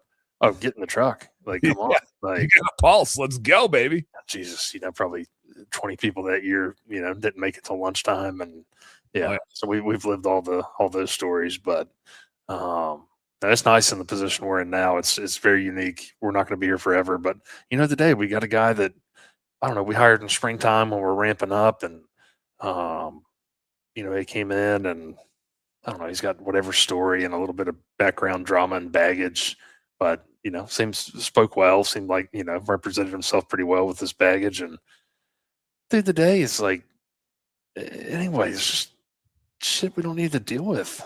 And it's like, you know what? I told my ops manager, it's like, hey man, like that guy doesn't need to work for us anymore. Like, Yeah, I've we been don't watching need that guy. now that my office managers after my office manager's been gone, like I've been running payroll, and I think now I'm looking at I used to just look at our payroll report and summary and, look at Yeah. money and whatever. Like I'd never just go in and look at everybody's hours. So now I'm looking at hours every week. It's like this guy hasn't had a 40-hour week like in 2 months. Like I don't even know if he's broken 30 hours a week. Like if you got that many problems that you can't show up 30 hours a week, like, and yet I said, you know what? We need to part ways. I Yeah. told Ben's my ops manager. He was out on vacation. I don't know, like Friday till today, and he came back and I said, yeah, there's an application. We cooked breakfast for the guys last Wednesday. I said the guy came in after breakfast, filled out an application. And I said he used to work for a company that shut down, and said I'm familiar with that company. I said, but he spoke well and seemed decent. Like I'd hire him sight unseen and roll the dice on him versus this guy. So like this guy just doesn't work anymore. Like we got a really good team of guys, and I said and that's one improvement we have made is said when somebody's not a fit or whether they're toxic or not, but even if they just don't fit the position well or work hard, it's like, man, having that person that's not a fit to bring everybody else down. Oh my God. Yeah. So it's like, we just rip the Band-Aid off, hire, whatever. We hire fast and fire fast, it's always hire slow and fire fast. It's like, no, you can hire fast too. Just fire fast. So I think hiring fast is important nowadays too. Like, I don't think you can hire slow. Not if you're going for like a vice president role when you're a $10 million company, yeah, maybe you're going to hire slow. But when you're talking about a technician, they're going to work somewhere in the next 2 days. Yes. So like, get them, and if they don't work out after day one, by lunchtime, day one, if they move their body like a worker or if they move their body like a lazy person. That's all you need to know. Yeah, absolutely. And just like with this other company we got in town right now, and man, they're losing some good people, and we're trying to collect as many of them as we can. But we had a guy that he hit the marketplace, and some of these guys I talked to, man, I'm not a poacher when it comes to employees. Like it's just, I don't know. It's not my tactic. Yeah. But, I have no problem talking with people if you work at another business. But like right now, all these people want to leave, and some of them, they're very loyal to the business and the owner, and there's a lot of toxicity and whatever. They got issues, and I've lived many of those issues, so I know. Yeah. And now I'm I remember that phase. It's like, oh yeah, it's like, oh, I've been there. Yep, been there, done that. But I'm watching this happen. It's like, okay, this is good for us. And so then like some guys will start, they're getting fed up, employees over there. And since I have so many of their guys working for me now, they're still in contact with them. He's like, hey man, I think so-and-so's ready to make a move. I said, dude, have him call me. So I have a conversation with them. Hey man, just want to get to know you, whatever. So-and-so says you're a great guy. Tell me what's going on. And they'll tell me whatever's going on. I said, well, man, I'm sorry that's going on for you. He's like, man, but I'm really loyal, and I'm loyal to the company and the owner. And it's like, then dude, stay there. I said, I said, it's okay. I said, I don't have a bigger carrot to dangle in front of you. I said, we don't poach employees. I said, I have nothing to try to lure you away. So I said, when and if you decide to make a move, just make me your first phone call. Mm-hmm. Like that's it. And that's how I leave it with all of them. And then whenever it's time to go, generally I'm the first phone call. But then but like you said, you got to act. Yeah. Like at that point, is if you don't act in, and then a lot of these guys in this specific scenario that I'm laying out, obviously we've vetted, we have some knowledge, so it's not like somebody just walking in off the street. But it's the same if somebody walks in off the street. It's like if you have any inclination that you think they're worth getting, like you need to just do it. Because I've lost some people that have worked out pretty good for other businesses by not hiring them the first day when they walked in. By the next day, let me sleep on it. I sleep on it. All right, let's hire them. Call them the next day. Nah, I already took another job. Yep. Yeah, they move fast. And it's, I mean, like in the world of digital recruiting, every part of that process moves so fast. It really is a speed game. So I think you're right. You got to hire fast and fire fast, but that's okay. You can hire somebody and fire them after an hour. Yeah. Like there's nothing wrong with that. You don't owe them anything. You owed yourself a chance to find a future good employee. Sometimes it works out, sometimes it doesn't, but can't waste your time. My friend Joe, he's got multiple businesses that he runs. He's a very good entrepreneur over in St. Augustine. His primary business that is so profitable for him is he wraps houses. So like Tyvek wrap, waterproofing Yeah. houses. Yeah. And he's made a good amount of money doing that. He's got a pool business. He had a lawn care business that he finally just shut down because it was like his job security. Like in 2008 or 9, he started cutting grass because construction tanked. But he got rid of that, and then they built houses, and they got a tile store and all this stuff.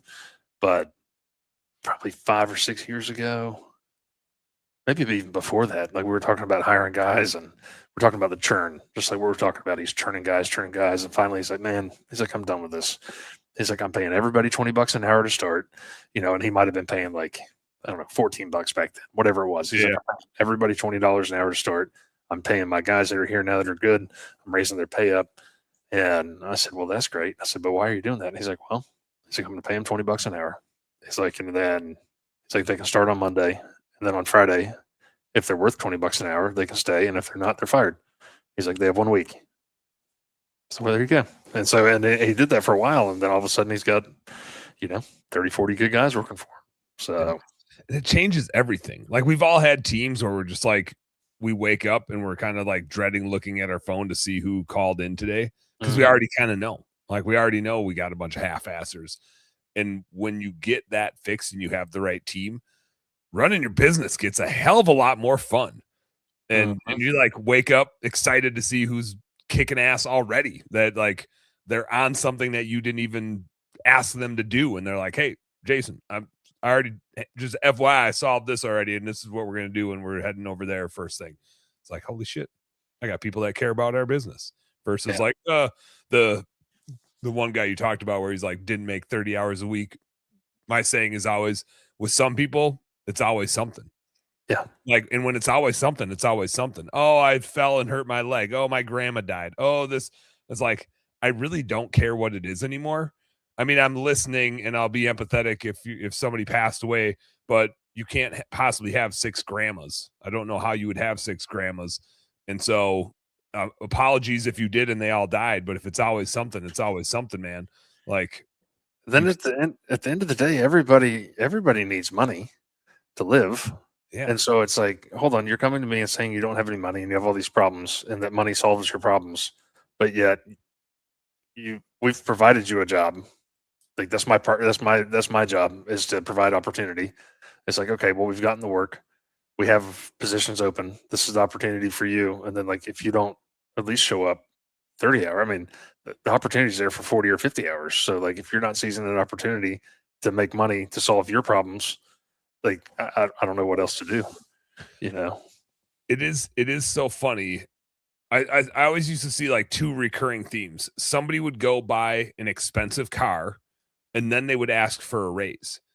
And I was like, well, like, A, you made one bad choice and now you want to like make that somebody else's problem. I'm pretty sure you buying an expensive car has nothing to do with how much value you add to our business. But I can tell you that you're not an intelligent human if that's how you think it works, which makes me think you're less valuable to my company because you're a fucking idiot. Or you run into the people that like have an excuse for everything and make it somebody else's problem, and then but expect more and keep asking for more. But then, oh, my girlfriend broke up with me, I can't come to work today, but also I can't make my rent this week, and you're like, I don't know, you can't get out of your own way. And then you're making that my problem all of a sudden too, where like you said, your problem is that you don't have enough money. And now you're making a choice to increase the problem that you have. And you're trying to make it my problem. No way, man. I used to like sucker for that all the time. Like you said, like just like over loyal and trying to help everybody. And so I'd always help. And then I realized I'm helping the wrong person, because all I'm doing is making the A players on our team resent the people that I keep and help, because they keep kicking ass and showing up and I'm not doing shit for them because they're reliable. They keep showing up and kicking ass. And here I am helping our D player because his girlfriend broke up with him. It's like, yeah, that guy's just got to go now. he doesn't stick it out. And man, I think there's so much, and that's part of the reason why we started the podcast, right? To tell our stories and how we've gotten to where we're at and the pains and sufferings to get here along the way. But there's so much more information now, like today, than than when I started, than 10 years ago. YouTube was around like when I started, but like I still don't watch YouTube hardly. So it's like I watch some hunting and fishing videos out there. Yes. So between we do have so we've got on Instagram, I think I started a YouTube just for shorts, but Barefoot Banditos. Oh yeah. Is our gator hunting channel. So you'll have to check that out. But with all the information out there, and that's why I'm kind of, and a lot of the industry podcasters that I started listening to and following and stuff in the beginning, it's like, man, you guys don't have and I don't think our business is big, but it's like, dude, you guys aren't even running businesses, but you're talking like all your talking points are pretty good. Like what you're saying is good, but it's like, you don't have any there's experience there's experience to back it up. So it's like, what are we doing here? So it's like, I'm intrigued, and a few of them are, they're making moves to grow their businesses now and do stuff. And it's just like, man, I'm excited to see what somebody's going to do with all the information. Like you have the entire world, you have the playbook laid out in front of you now. It's like, but at the end of the day, you still got to go do it, and you got to find the people, and you got to it's not an easy thing to do. But I think with all the information out there, if you at least know what to do and have a playbook in front of you, I mean, it's got to shave some time off that learning curve.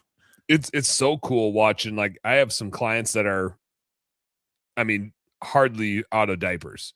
Like some of these kids running businesses, but they can, because of their aptitude to go learn and find information. I mean, it's I won't say it's rare, right? Like every generation has good seeds and bad seeds, but like the good seeds of the younger generations, they're freaking animals. Like there's some of these kids that are like in their late teens and 20s running multi-million-dollar businesses because they can learn so fast. We had to go to a library, Jason. We had to go to a damn library and page through books to go learn shit. Yep. Now they can just throw it into chat and like, hey, chat, go scrub all the best home service business podcasts and tell me like the top 10 things I need to be thinking about when I first start my business. And it just give it. Yep. And like, if they want to go, they can go. They can go right now. And we would have had to go figure out how the fuck to start an LLC, right? And so like there's just some kids doing amazing stuff because they have so much knowledge at their fingertips if they're willing to like go put in the work. And some are, right? Some aren't. Just like when I was 20, I wouldn't have been. I was doing shit. I studied hard. I went to college. I had a summer job and all that stuff, but I mowed lawns and made some bucks, but I wasn't ready to be a fucking entrepreneur running a multi-million-dollar business. We were also having a lot of fun then, though. I was doing pretty good at that for sure. Had a fair share of fun, which is worth a lifetime of memories, So that's hell yeah. That's a good point. That's a good point. The man, do you know? God, I don't know if I'm gonna get his name right. It's Lucky's Landscape, and he was down in like Jupiter, Florida, like southeast Florida. I don't think I do. Anyway, his name's Austin Roth. Anyway, I saw him speak at Sync Live with Angelique Robb like 2 years ago, probably at one of her events. And he's up there on a panel with like Tommy Aiello, who's like a Florida legend landscaper OG, and a couple other guys like maybe Jim McCutcheon and whoever else. Frank Mariani was there. So it's like you got all these guys up there, and then you got this kid. And it's like, well, who's this kid? I don't know who he is. And then all of a sudden he's up there. He's just like, oh, you're running a $4 million business in Jupiter? It's like in your 20 or 21. It's like how, like I left and I hired a GM at the time that didn't work out. But, he was an industry veteran, and like we walked out of the room and we're looking at each other. And it's just like, it's like, I know what it takes to get where we're at. Like, how did he accomplish this at 20? Like, right. But then he started at like 10 or 12 or whatever. And then he just cheap labor. He's hiring a bunch of kids for $10 an hour, just hiring all his buddies, paying them cash. And so then he's got an amazing story. And then, I mean, I think he's older now, but I think he just sold out to M&A. It's just like, so you're like mid 20s, late 20s, and like you've already, exited your business, and it's like, holy crap, that's impressive. Those kinds of stories make me excited to be an entrepreneur. It's like, man, I love seeing other people's successes. It's like, this is awesome. Good for you, bud. So it gives me hope. Like, can I come talk to you? You want to get on a podcast? Tell me how you did that, please. Yeah, come teach me some shit. Come on my podcast and teach me. Yeah, let's talk about how you did that. I need some inside baseball there, man. Come on. It is cool. It is cool. Yeah. We had a guy in a CEO roundtable group that was like 23, 24, and same thing up in Minneapolis, $4 or $5 million landscaping company. I'm just like, man, when I was 24, 25, like I was in the corporate world doing well, but I wasn't thinking about scaling a $5 million business with 40 people running around.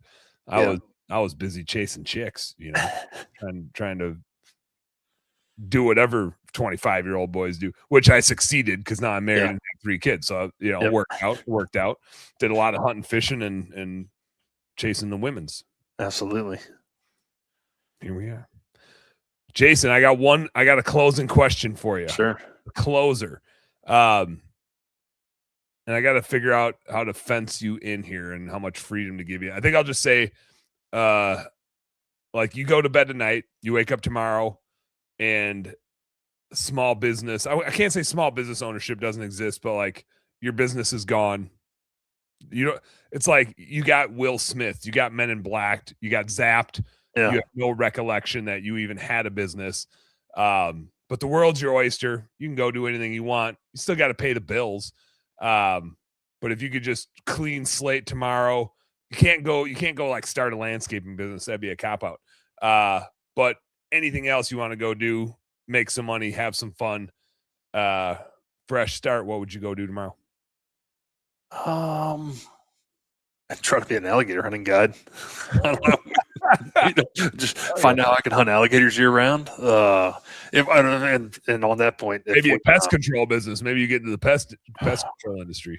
Pest control industry. That would, if we could hunt alligators year round, I wouldn't own a landscape business. We would only guide alligator hunts. That's it, hands down. Or if we had a private land lease that we could find, I might just quit my job and go do that. It's that much fun. But you know, if I had to,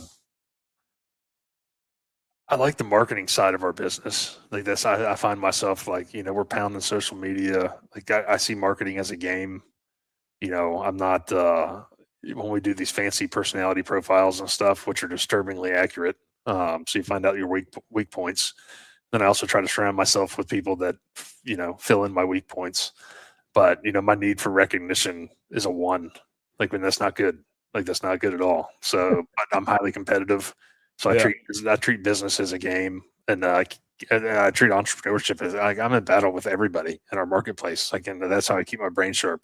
They might not be in battle with me, but in my brain, like we're all in battle. And there's a couple companies we are in full on war with right now. But you know, I'm in battle with everybody, and that's just like competition to me. Like that's the way my brain operates. But with marketing, I see that kind of as a game.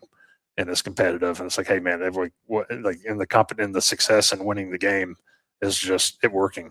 So it's like, all right, is our social media clicking off? You know, everybody's saying they see our videos.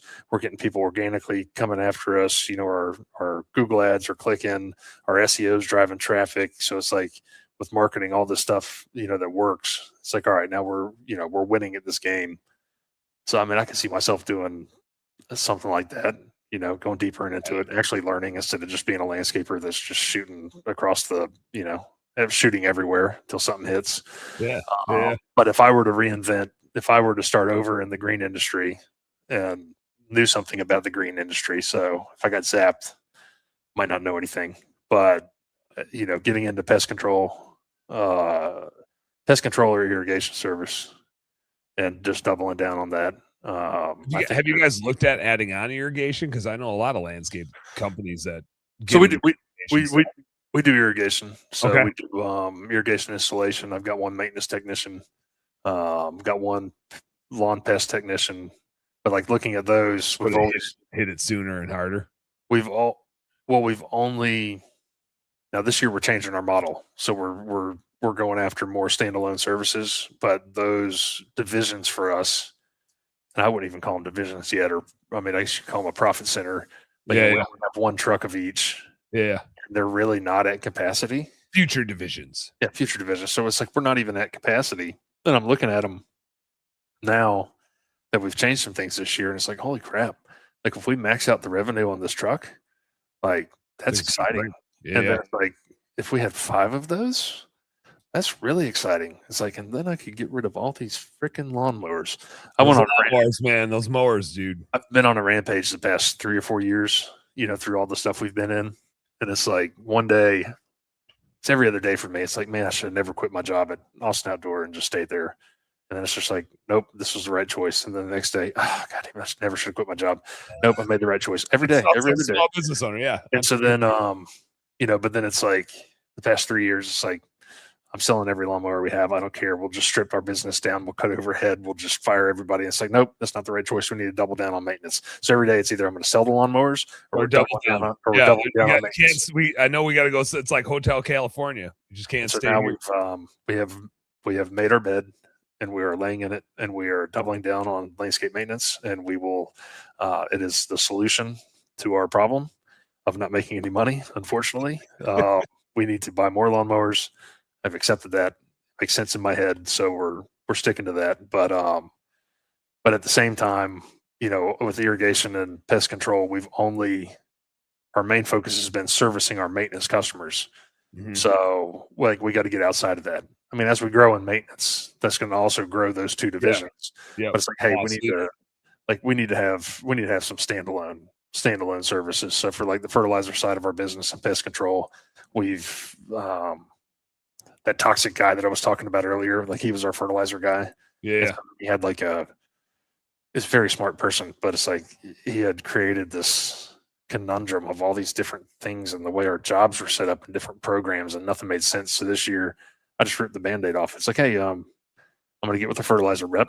Tim's a really smart dude and we're going to lay out a program. And then we laid out the program and it's way more efficient and makes way more sense than what we've been doing in the past. And like now I can see that program compared to before. I'm just trying to figure out what's been created in our business in the past. It's like, well, now I got a clear path. Like this is a very clear program. Now I thought that we were almost at capacity in our truck. And I've realized that we're only at like half capacity with this new program. Mm-hmm. It's like, man, I can see the numbers. So, I don't know how fast we can scale that, but we're definitely going to try to push those 2 as we do the rest of our business. But if I had to go into it starting over, I see irrigation service and the lawn health like really being, and the landscape lighting is kind of hard, but there's great margins in lights. But like those 2 things being where you can actually get more competitive to other home service businesses. I talked to some of these plumbers and HVAC guys, and it's like, dude, those dudes, man. It's like, man, you're cranking out Jordan's neighbor. We call him Loud Talking Johnny. We've had him on a couple of episodes, but he's from Wisconsin. Attaboy. Hey, yeah. And man, we have a really good time with Johnny, buddy. We have a lot of fun when we get together. And this guy's like a wizard with business, man. I don't even know if he went to college, but he's a home service wizard. And we start talking shop. We're at Jordan built a bar in his house out of an 8-foot slab of cedar, and it's COVID. What are we doing? COVID. We're going to build a bar in the house. So build a bar in the house. Yeah, we got to stay here. So I start talking with Johnny about work. We start talking shop, and then all of a sudden it's like, oh, you're a wizard. Like we start talking numbers and anything. It's like, oh, I need to get my notebook out and like get a lesson here. And but he's talking about HVAC guys and plumbing guys are doing $500,000-$600,000 a year, and per truck, and hell, they're paying their technicians more money than hell I can fathom. It's like, you paid them what? I said, that's the guy that's doing the repairs. Dude, it's like, holy crap. Yeah. So like I see the irrigation, and I don't know if you'd have to be like really dialed in to kind of get to the level they're at. But for me, it's just like, man, can we get $400,000 out of that lawn truck? Can we get $300,000 out of that irrigation truck? Like that's pretty darn good numbers for what we're running. Yeah. So it's intriguing. So we're definitely putting focus on that.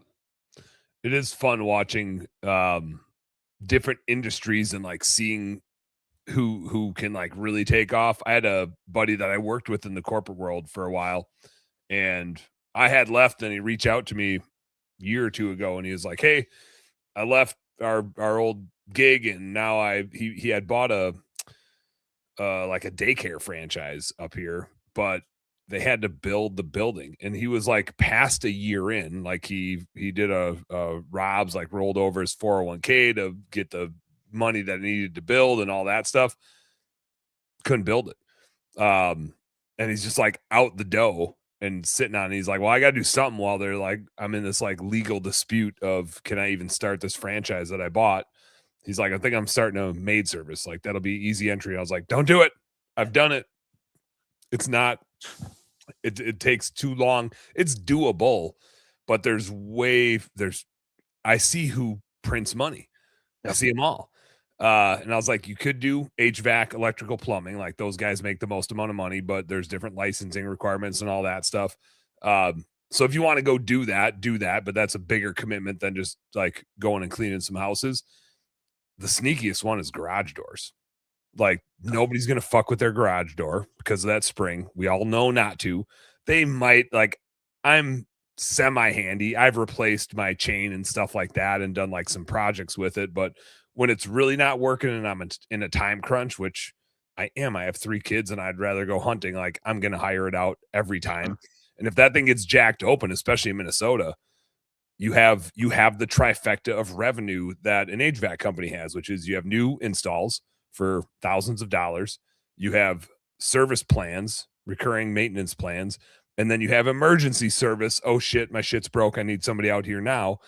And so the margin structure is a little different than a furnace or an AC, but it's still pretty damn good. And every house has garage doors. Yeah. Everyone. You got new build, you got old stuff that needs to get replaced. It's a fucking great industry. It's a great market. Yeah. No, that makes sense. My buddy, I mentioned the peer group. A friend of mine, he's got a business out of outside of Boston, and he actually shut down his landscape division, which is family business. Like that's what their legacy was, landscaping and landscape maintenance. But then he's got a Weed Man franchise and a Christmas decor franchise. And so now all he does is spray and do Christmas lights. And it's just like, oh, look at fun living. Look at you with your little widget over there. It's like, okay, so now your guys get done spraying and they're up north compared to us. So it's like, yeah, he's like, the guys get done spraying now. And it's like, and then we just move them into Christmas lights. And then by the time they get done with Christmas lights, it's time for round one. It's like, huh. It's a nice little rotation. I said, it's a pretty good business model there. And you got rid of all your headaches. He's like a brand new man. Get rid of all the lawnmowers. That's cool too. I have a lot of buddies. We did holiday lights. I have a lot of buddies that get into holiday lights, and this time of year, they're all pumped because it is fun. Your clients are happy. You're happy. Like it's Christmas stuff. By January, like once they have everything up and now they're doing takedowns, they're like, I don't want to see another damn bulb. I don't want to cut another piece of wire. I don't want to deal with it again. But then they're like about the time you get super sick of it, you're transitioning to the next thing. And so you get like the seasonality thing. It's nice to not have the mundane, like over and over and over and over and over again. You get a nice break and change of gears for a few months.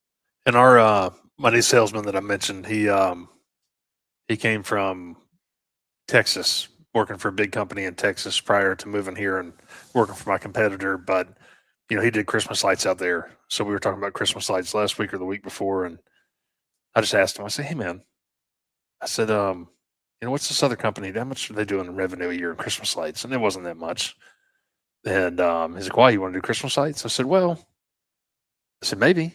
So we've always talked about it. And then my previous designer, one of her friends has a Christmas light franchise in town.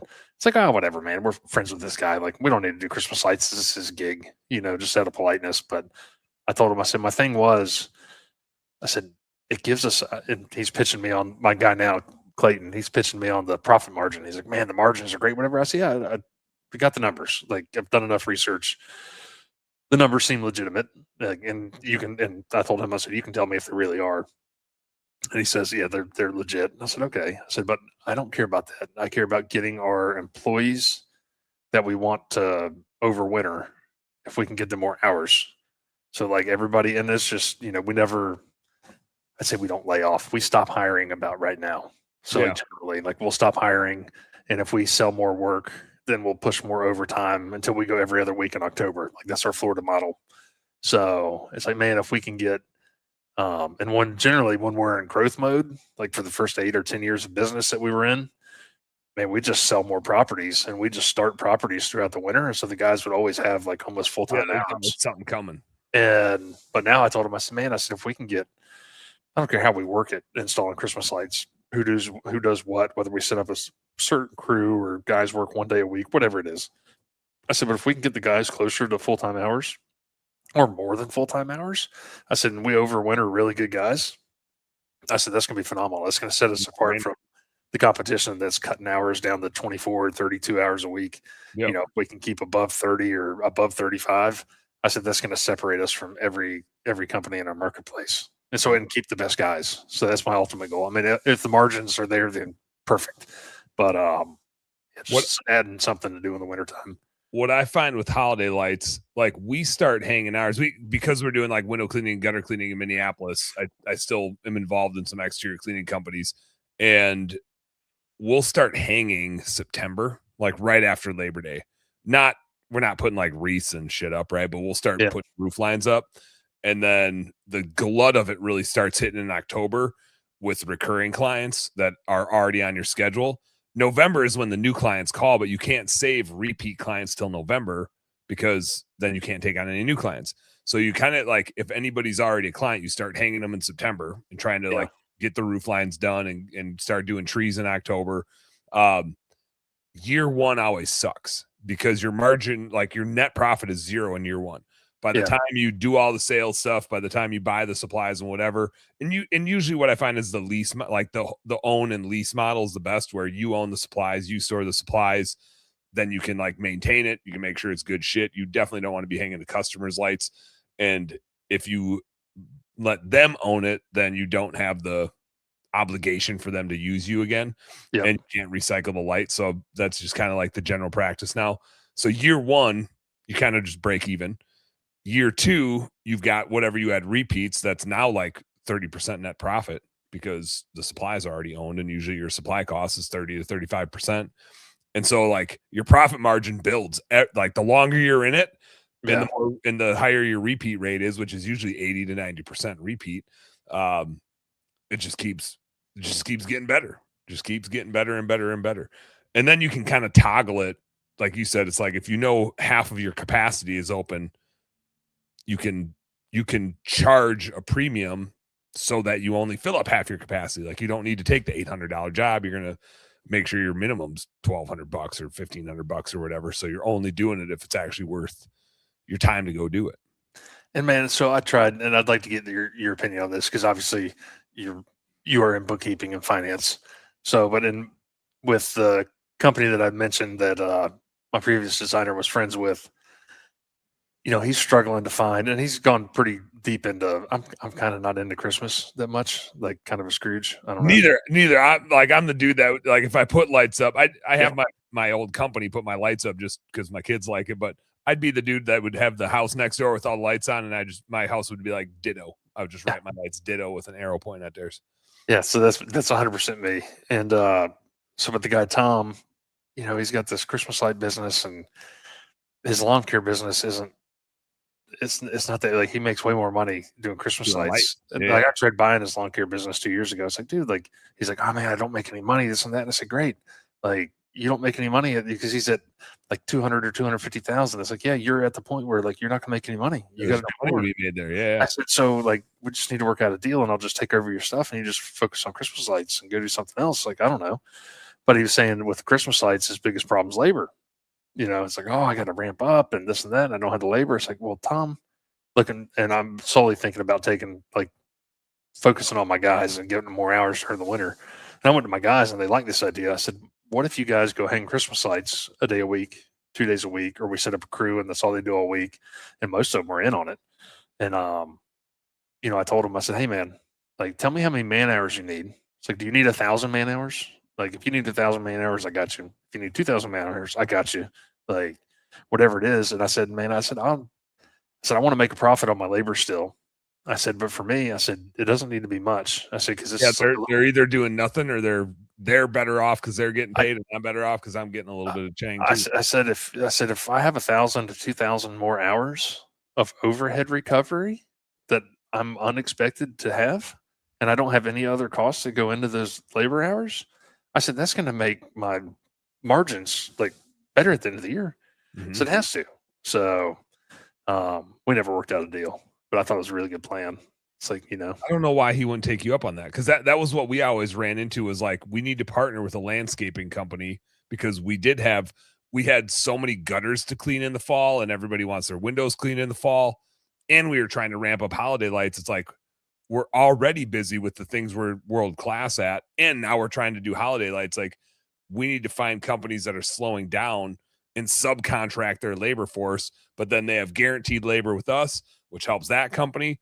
Yeah. And that company is that much more likely to retain them over the winter because now their guys got a consistent paycheck for the next few months, helping us with holiday lights. We just could never find it. It was weird, but that was always a relationship we were looking for. It made sense to me, and I pitched it to him, and he's really the only person in our market to pitch it to. But then I was at another conference. It might have been Sync Live. There was a guy there that he did Christmas lights in Indiana or something, and he's telling us about the margins, how good it is. And I told him, we did a podcast with him, but I told him my plan. He's just like, well, why would you do that? He's like, just install the lights. It's like, well, no, you're missing the point. I don't want to install the lights. Like, I want the overhead recovery. Like, I don't want the head. I can recover the overhead without having to do shit. Actually, that'd be my preference. It's just like free money at that point. Like, shit. It's we're all winning. Yeah. But I had another friend of mine in Michigan. We went to, I don't know, through the peer group. I got 3 or 4 companies that I'm kind of friends with over in Michigan, and the one was in Grand Rapids, and man, they'd gotten hammered by a snowstorm, and I'd flown up. I flew to Detroit, got picked up by my buddy Ivan. We drove to Grand Rapids to look at this other facility, and it's like there's a little bit of snow in Detroit, and then like there's a shit pile of snow in Grand Rapids, and like they'd been shoveling snow for 11 days. Oh, they're close enough to Lake Michigan. Yeah, Lake Effect and whatever that snow stuff you guys have. But I was asking Wade, it's like, well, how are you guys doing this and that? And he's like, well, we just got hammered by snow. Half our sidewalk crew didn't show up, this and that. He's like, but he's like, I've had the rest of our guys in like all winter, like just going through all of our customer lists, just calling people and asking them if they can come work at their house. Mm-hmm. I said, really? He's like, yeah. He's like, man, $35 an hour. What do you need? He's like, we'll clean your toilets. We'll wash your windows. We'll do whatever. He's like, it's free money. He's like, it's the guys are getting hours. He's like, and we're making a little bit of overhead recovery. Like, he's like, it's awesome. He's like, it's great. He's like, so there's literally anything. It's like, basically handyman service. I said, at that point, you know what? And you got customers that you're retaining and, continuing relationships with, and then they're upselling them on other random stuff. I said, you know what? You're onto something. So, right. That or nothing, man. Yeah. The seasonality up here is a bitch. Yeah, no, that's a whole nother world, man. I mean, everybody, it's like, I go up and, see Ivan in Detroit, and he's giving me a PhD in snow plowing and how to manage snow. And it's like, yeah. I'm just like, I'm like a cat and, cat and a mouse. Man, I'm really intrigued by this. It's like, man, maybe I can look at it from the outside and like poke holes in it and give some advice. And at the end of the day, it's like, no, I can't, not at all. I don't understand any of this, but I'm fascinated by snow. And they're like, hold on, you mow grass 12 months out of the year? It's like, yeah, we cut grass all year long. Yeah, we get like 4 months here. It's like springtime, and then by June or July, it's too damn dry here. It's all dead. There's nothing to mow anyway. And then they're and I got another friend in Cape Cod, and he's just like, oh, we're in our 3rd round of pruning for the year. It's like, hold on, you only trim the bushes 3 times a year? It's like, dude, I trim the bushes every 3 weeks. Like, what are you talking about? Like, what are we doing? It's like, your plant. We have our plants in Florida are like Jumanji. Yeah. It's like you guys have all these well-behaved plants up north. Get out of here. Yeah. I get it. Well, man, good chatting with you. I gotta freaking get up early. I gotta do a full day of work and then go do food plot stuff. I gotta go do some deer farming tomorrow. The important things. That's right. Well, thanks for having me on, man. It was great to connect. Super good. We need to get you down for some gator hunting at some point. I do. Sign me up. I know I can prove to my wife. I can have her watch this episode, and I'll be like, see, Jason's not a total weirdo. He's a weirdo just like me. He's the perfect type of weirdo, in fact, and we got to go kill some shit together, actually. It's That's a right. business expense. It's a business expense. I like it. We'll do some business gator hunting. That's right. Oh, All right. yeah. Well, I appreciate it, Dan. Thanks for having me, man. Likewise. Whenever you need a beer drinking redneck, northern redneck on you guys' podcast, you just let me know. Come on. So so what shows do you normally go to? Let's talk about that for just a second. We always like having some of these connections in person so we can really have a fun episode, you know? I mean, I can go to any of them, right? Like I always have a business excuse to go to them because anytime I go to a home service show, there's potential clients that are there. I do a bunch of landscape lighting ones. I was in Grand Rapids 2 weeks ago. Outdoor Lighting Perspectives franchise had their like franchise event there. So I was speaking at that. I do some maid service events. I got a couple of those. I got Ryan Lee's landscape lighting event coming up in the spring. I usually do Sales Boost is one that pops up, which is kind of for all home service companies, a little bit smaller show. What the hell else is there? Clean Con is a maid service one. Lighted Up Expo is one that's like holiday lights. That's one of Ryan's too, but it's landscape lights, permanent lights, holiday lights, that sort of thing. Does he do the one in Orlando? That was, he had it in Orlando the last couple of years. I don't know if he's going to do it in Orlando again this year. I forget if he said where he was going. I think he was changing the location of it, but the last 2 years it was in Orlando. Okay. Because I was looking at going, anyway, we'll cross paths or we'll just have you on. We'll have beers over the internet again. We can do it. We can do whatever we want. We're entrepreneurs. We can do whatever we want. That's the beauty of it. That's a fact. But I mean, like if you guys are setting stuff up at Equip, I won't be able to make it this year because I got too much travel plans, but for sure that's like one that I haven't been to in a while. But I can always find an excuse to go back, Yeah, absolutely. Well, yeah, we'll connect and do some podcasts, man. I appreciate it. Hell yeah. Podcasting, gator hunting, bushlight drinking. Bushlight drinking. Sounds like a plan to me. All right, man. Well, good night, Jason. Home service nerds, you guys know what to do. Work smarter and harder. Go earn some pride. We'll see you next week. I got a four episode week next week, Jason. Heck yeah. I gotta crank them out, dude, because I'm traveling like 3 weeks in a row. So I'm just like, pow, pow, pow, pow, pow. Got to put them in the bank. I like it. Drinking so many light beers, I'll be falling out of my chair. All right, y'all. Have a good night.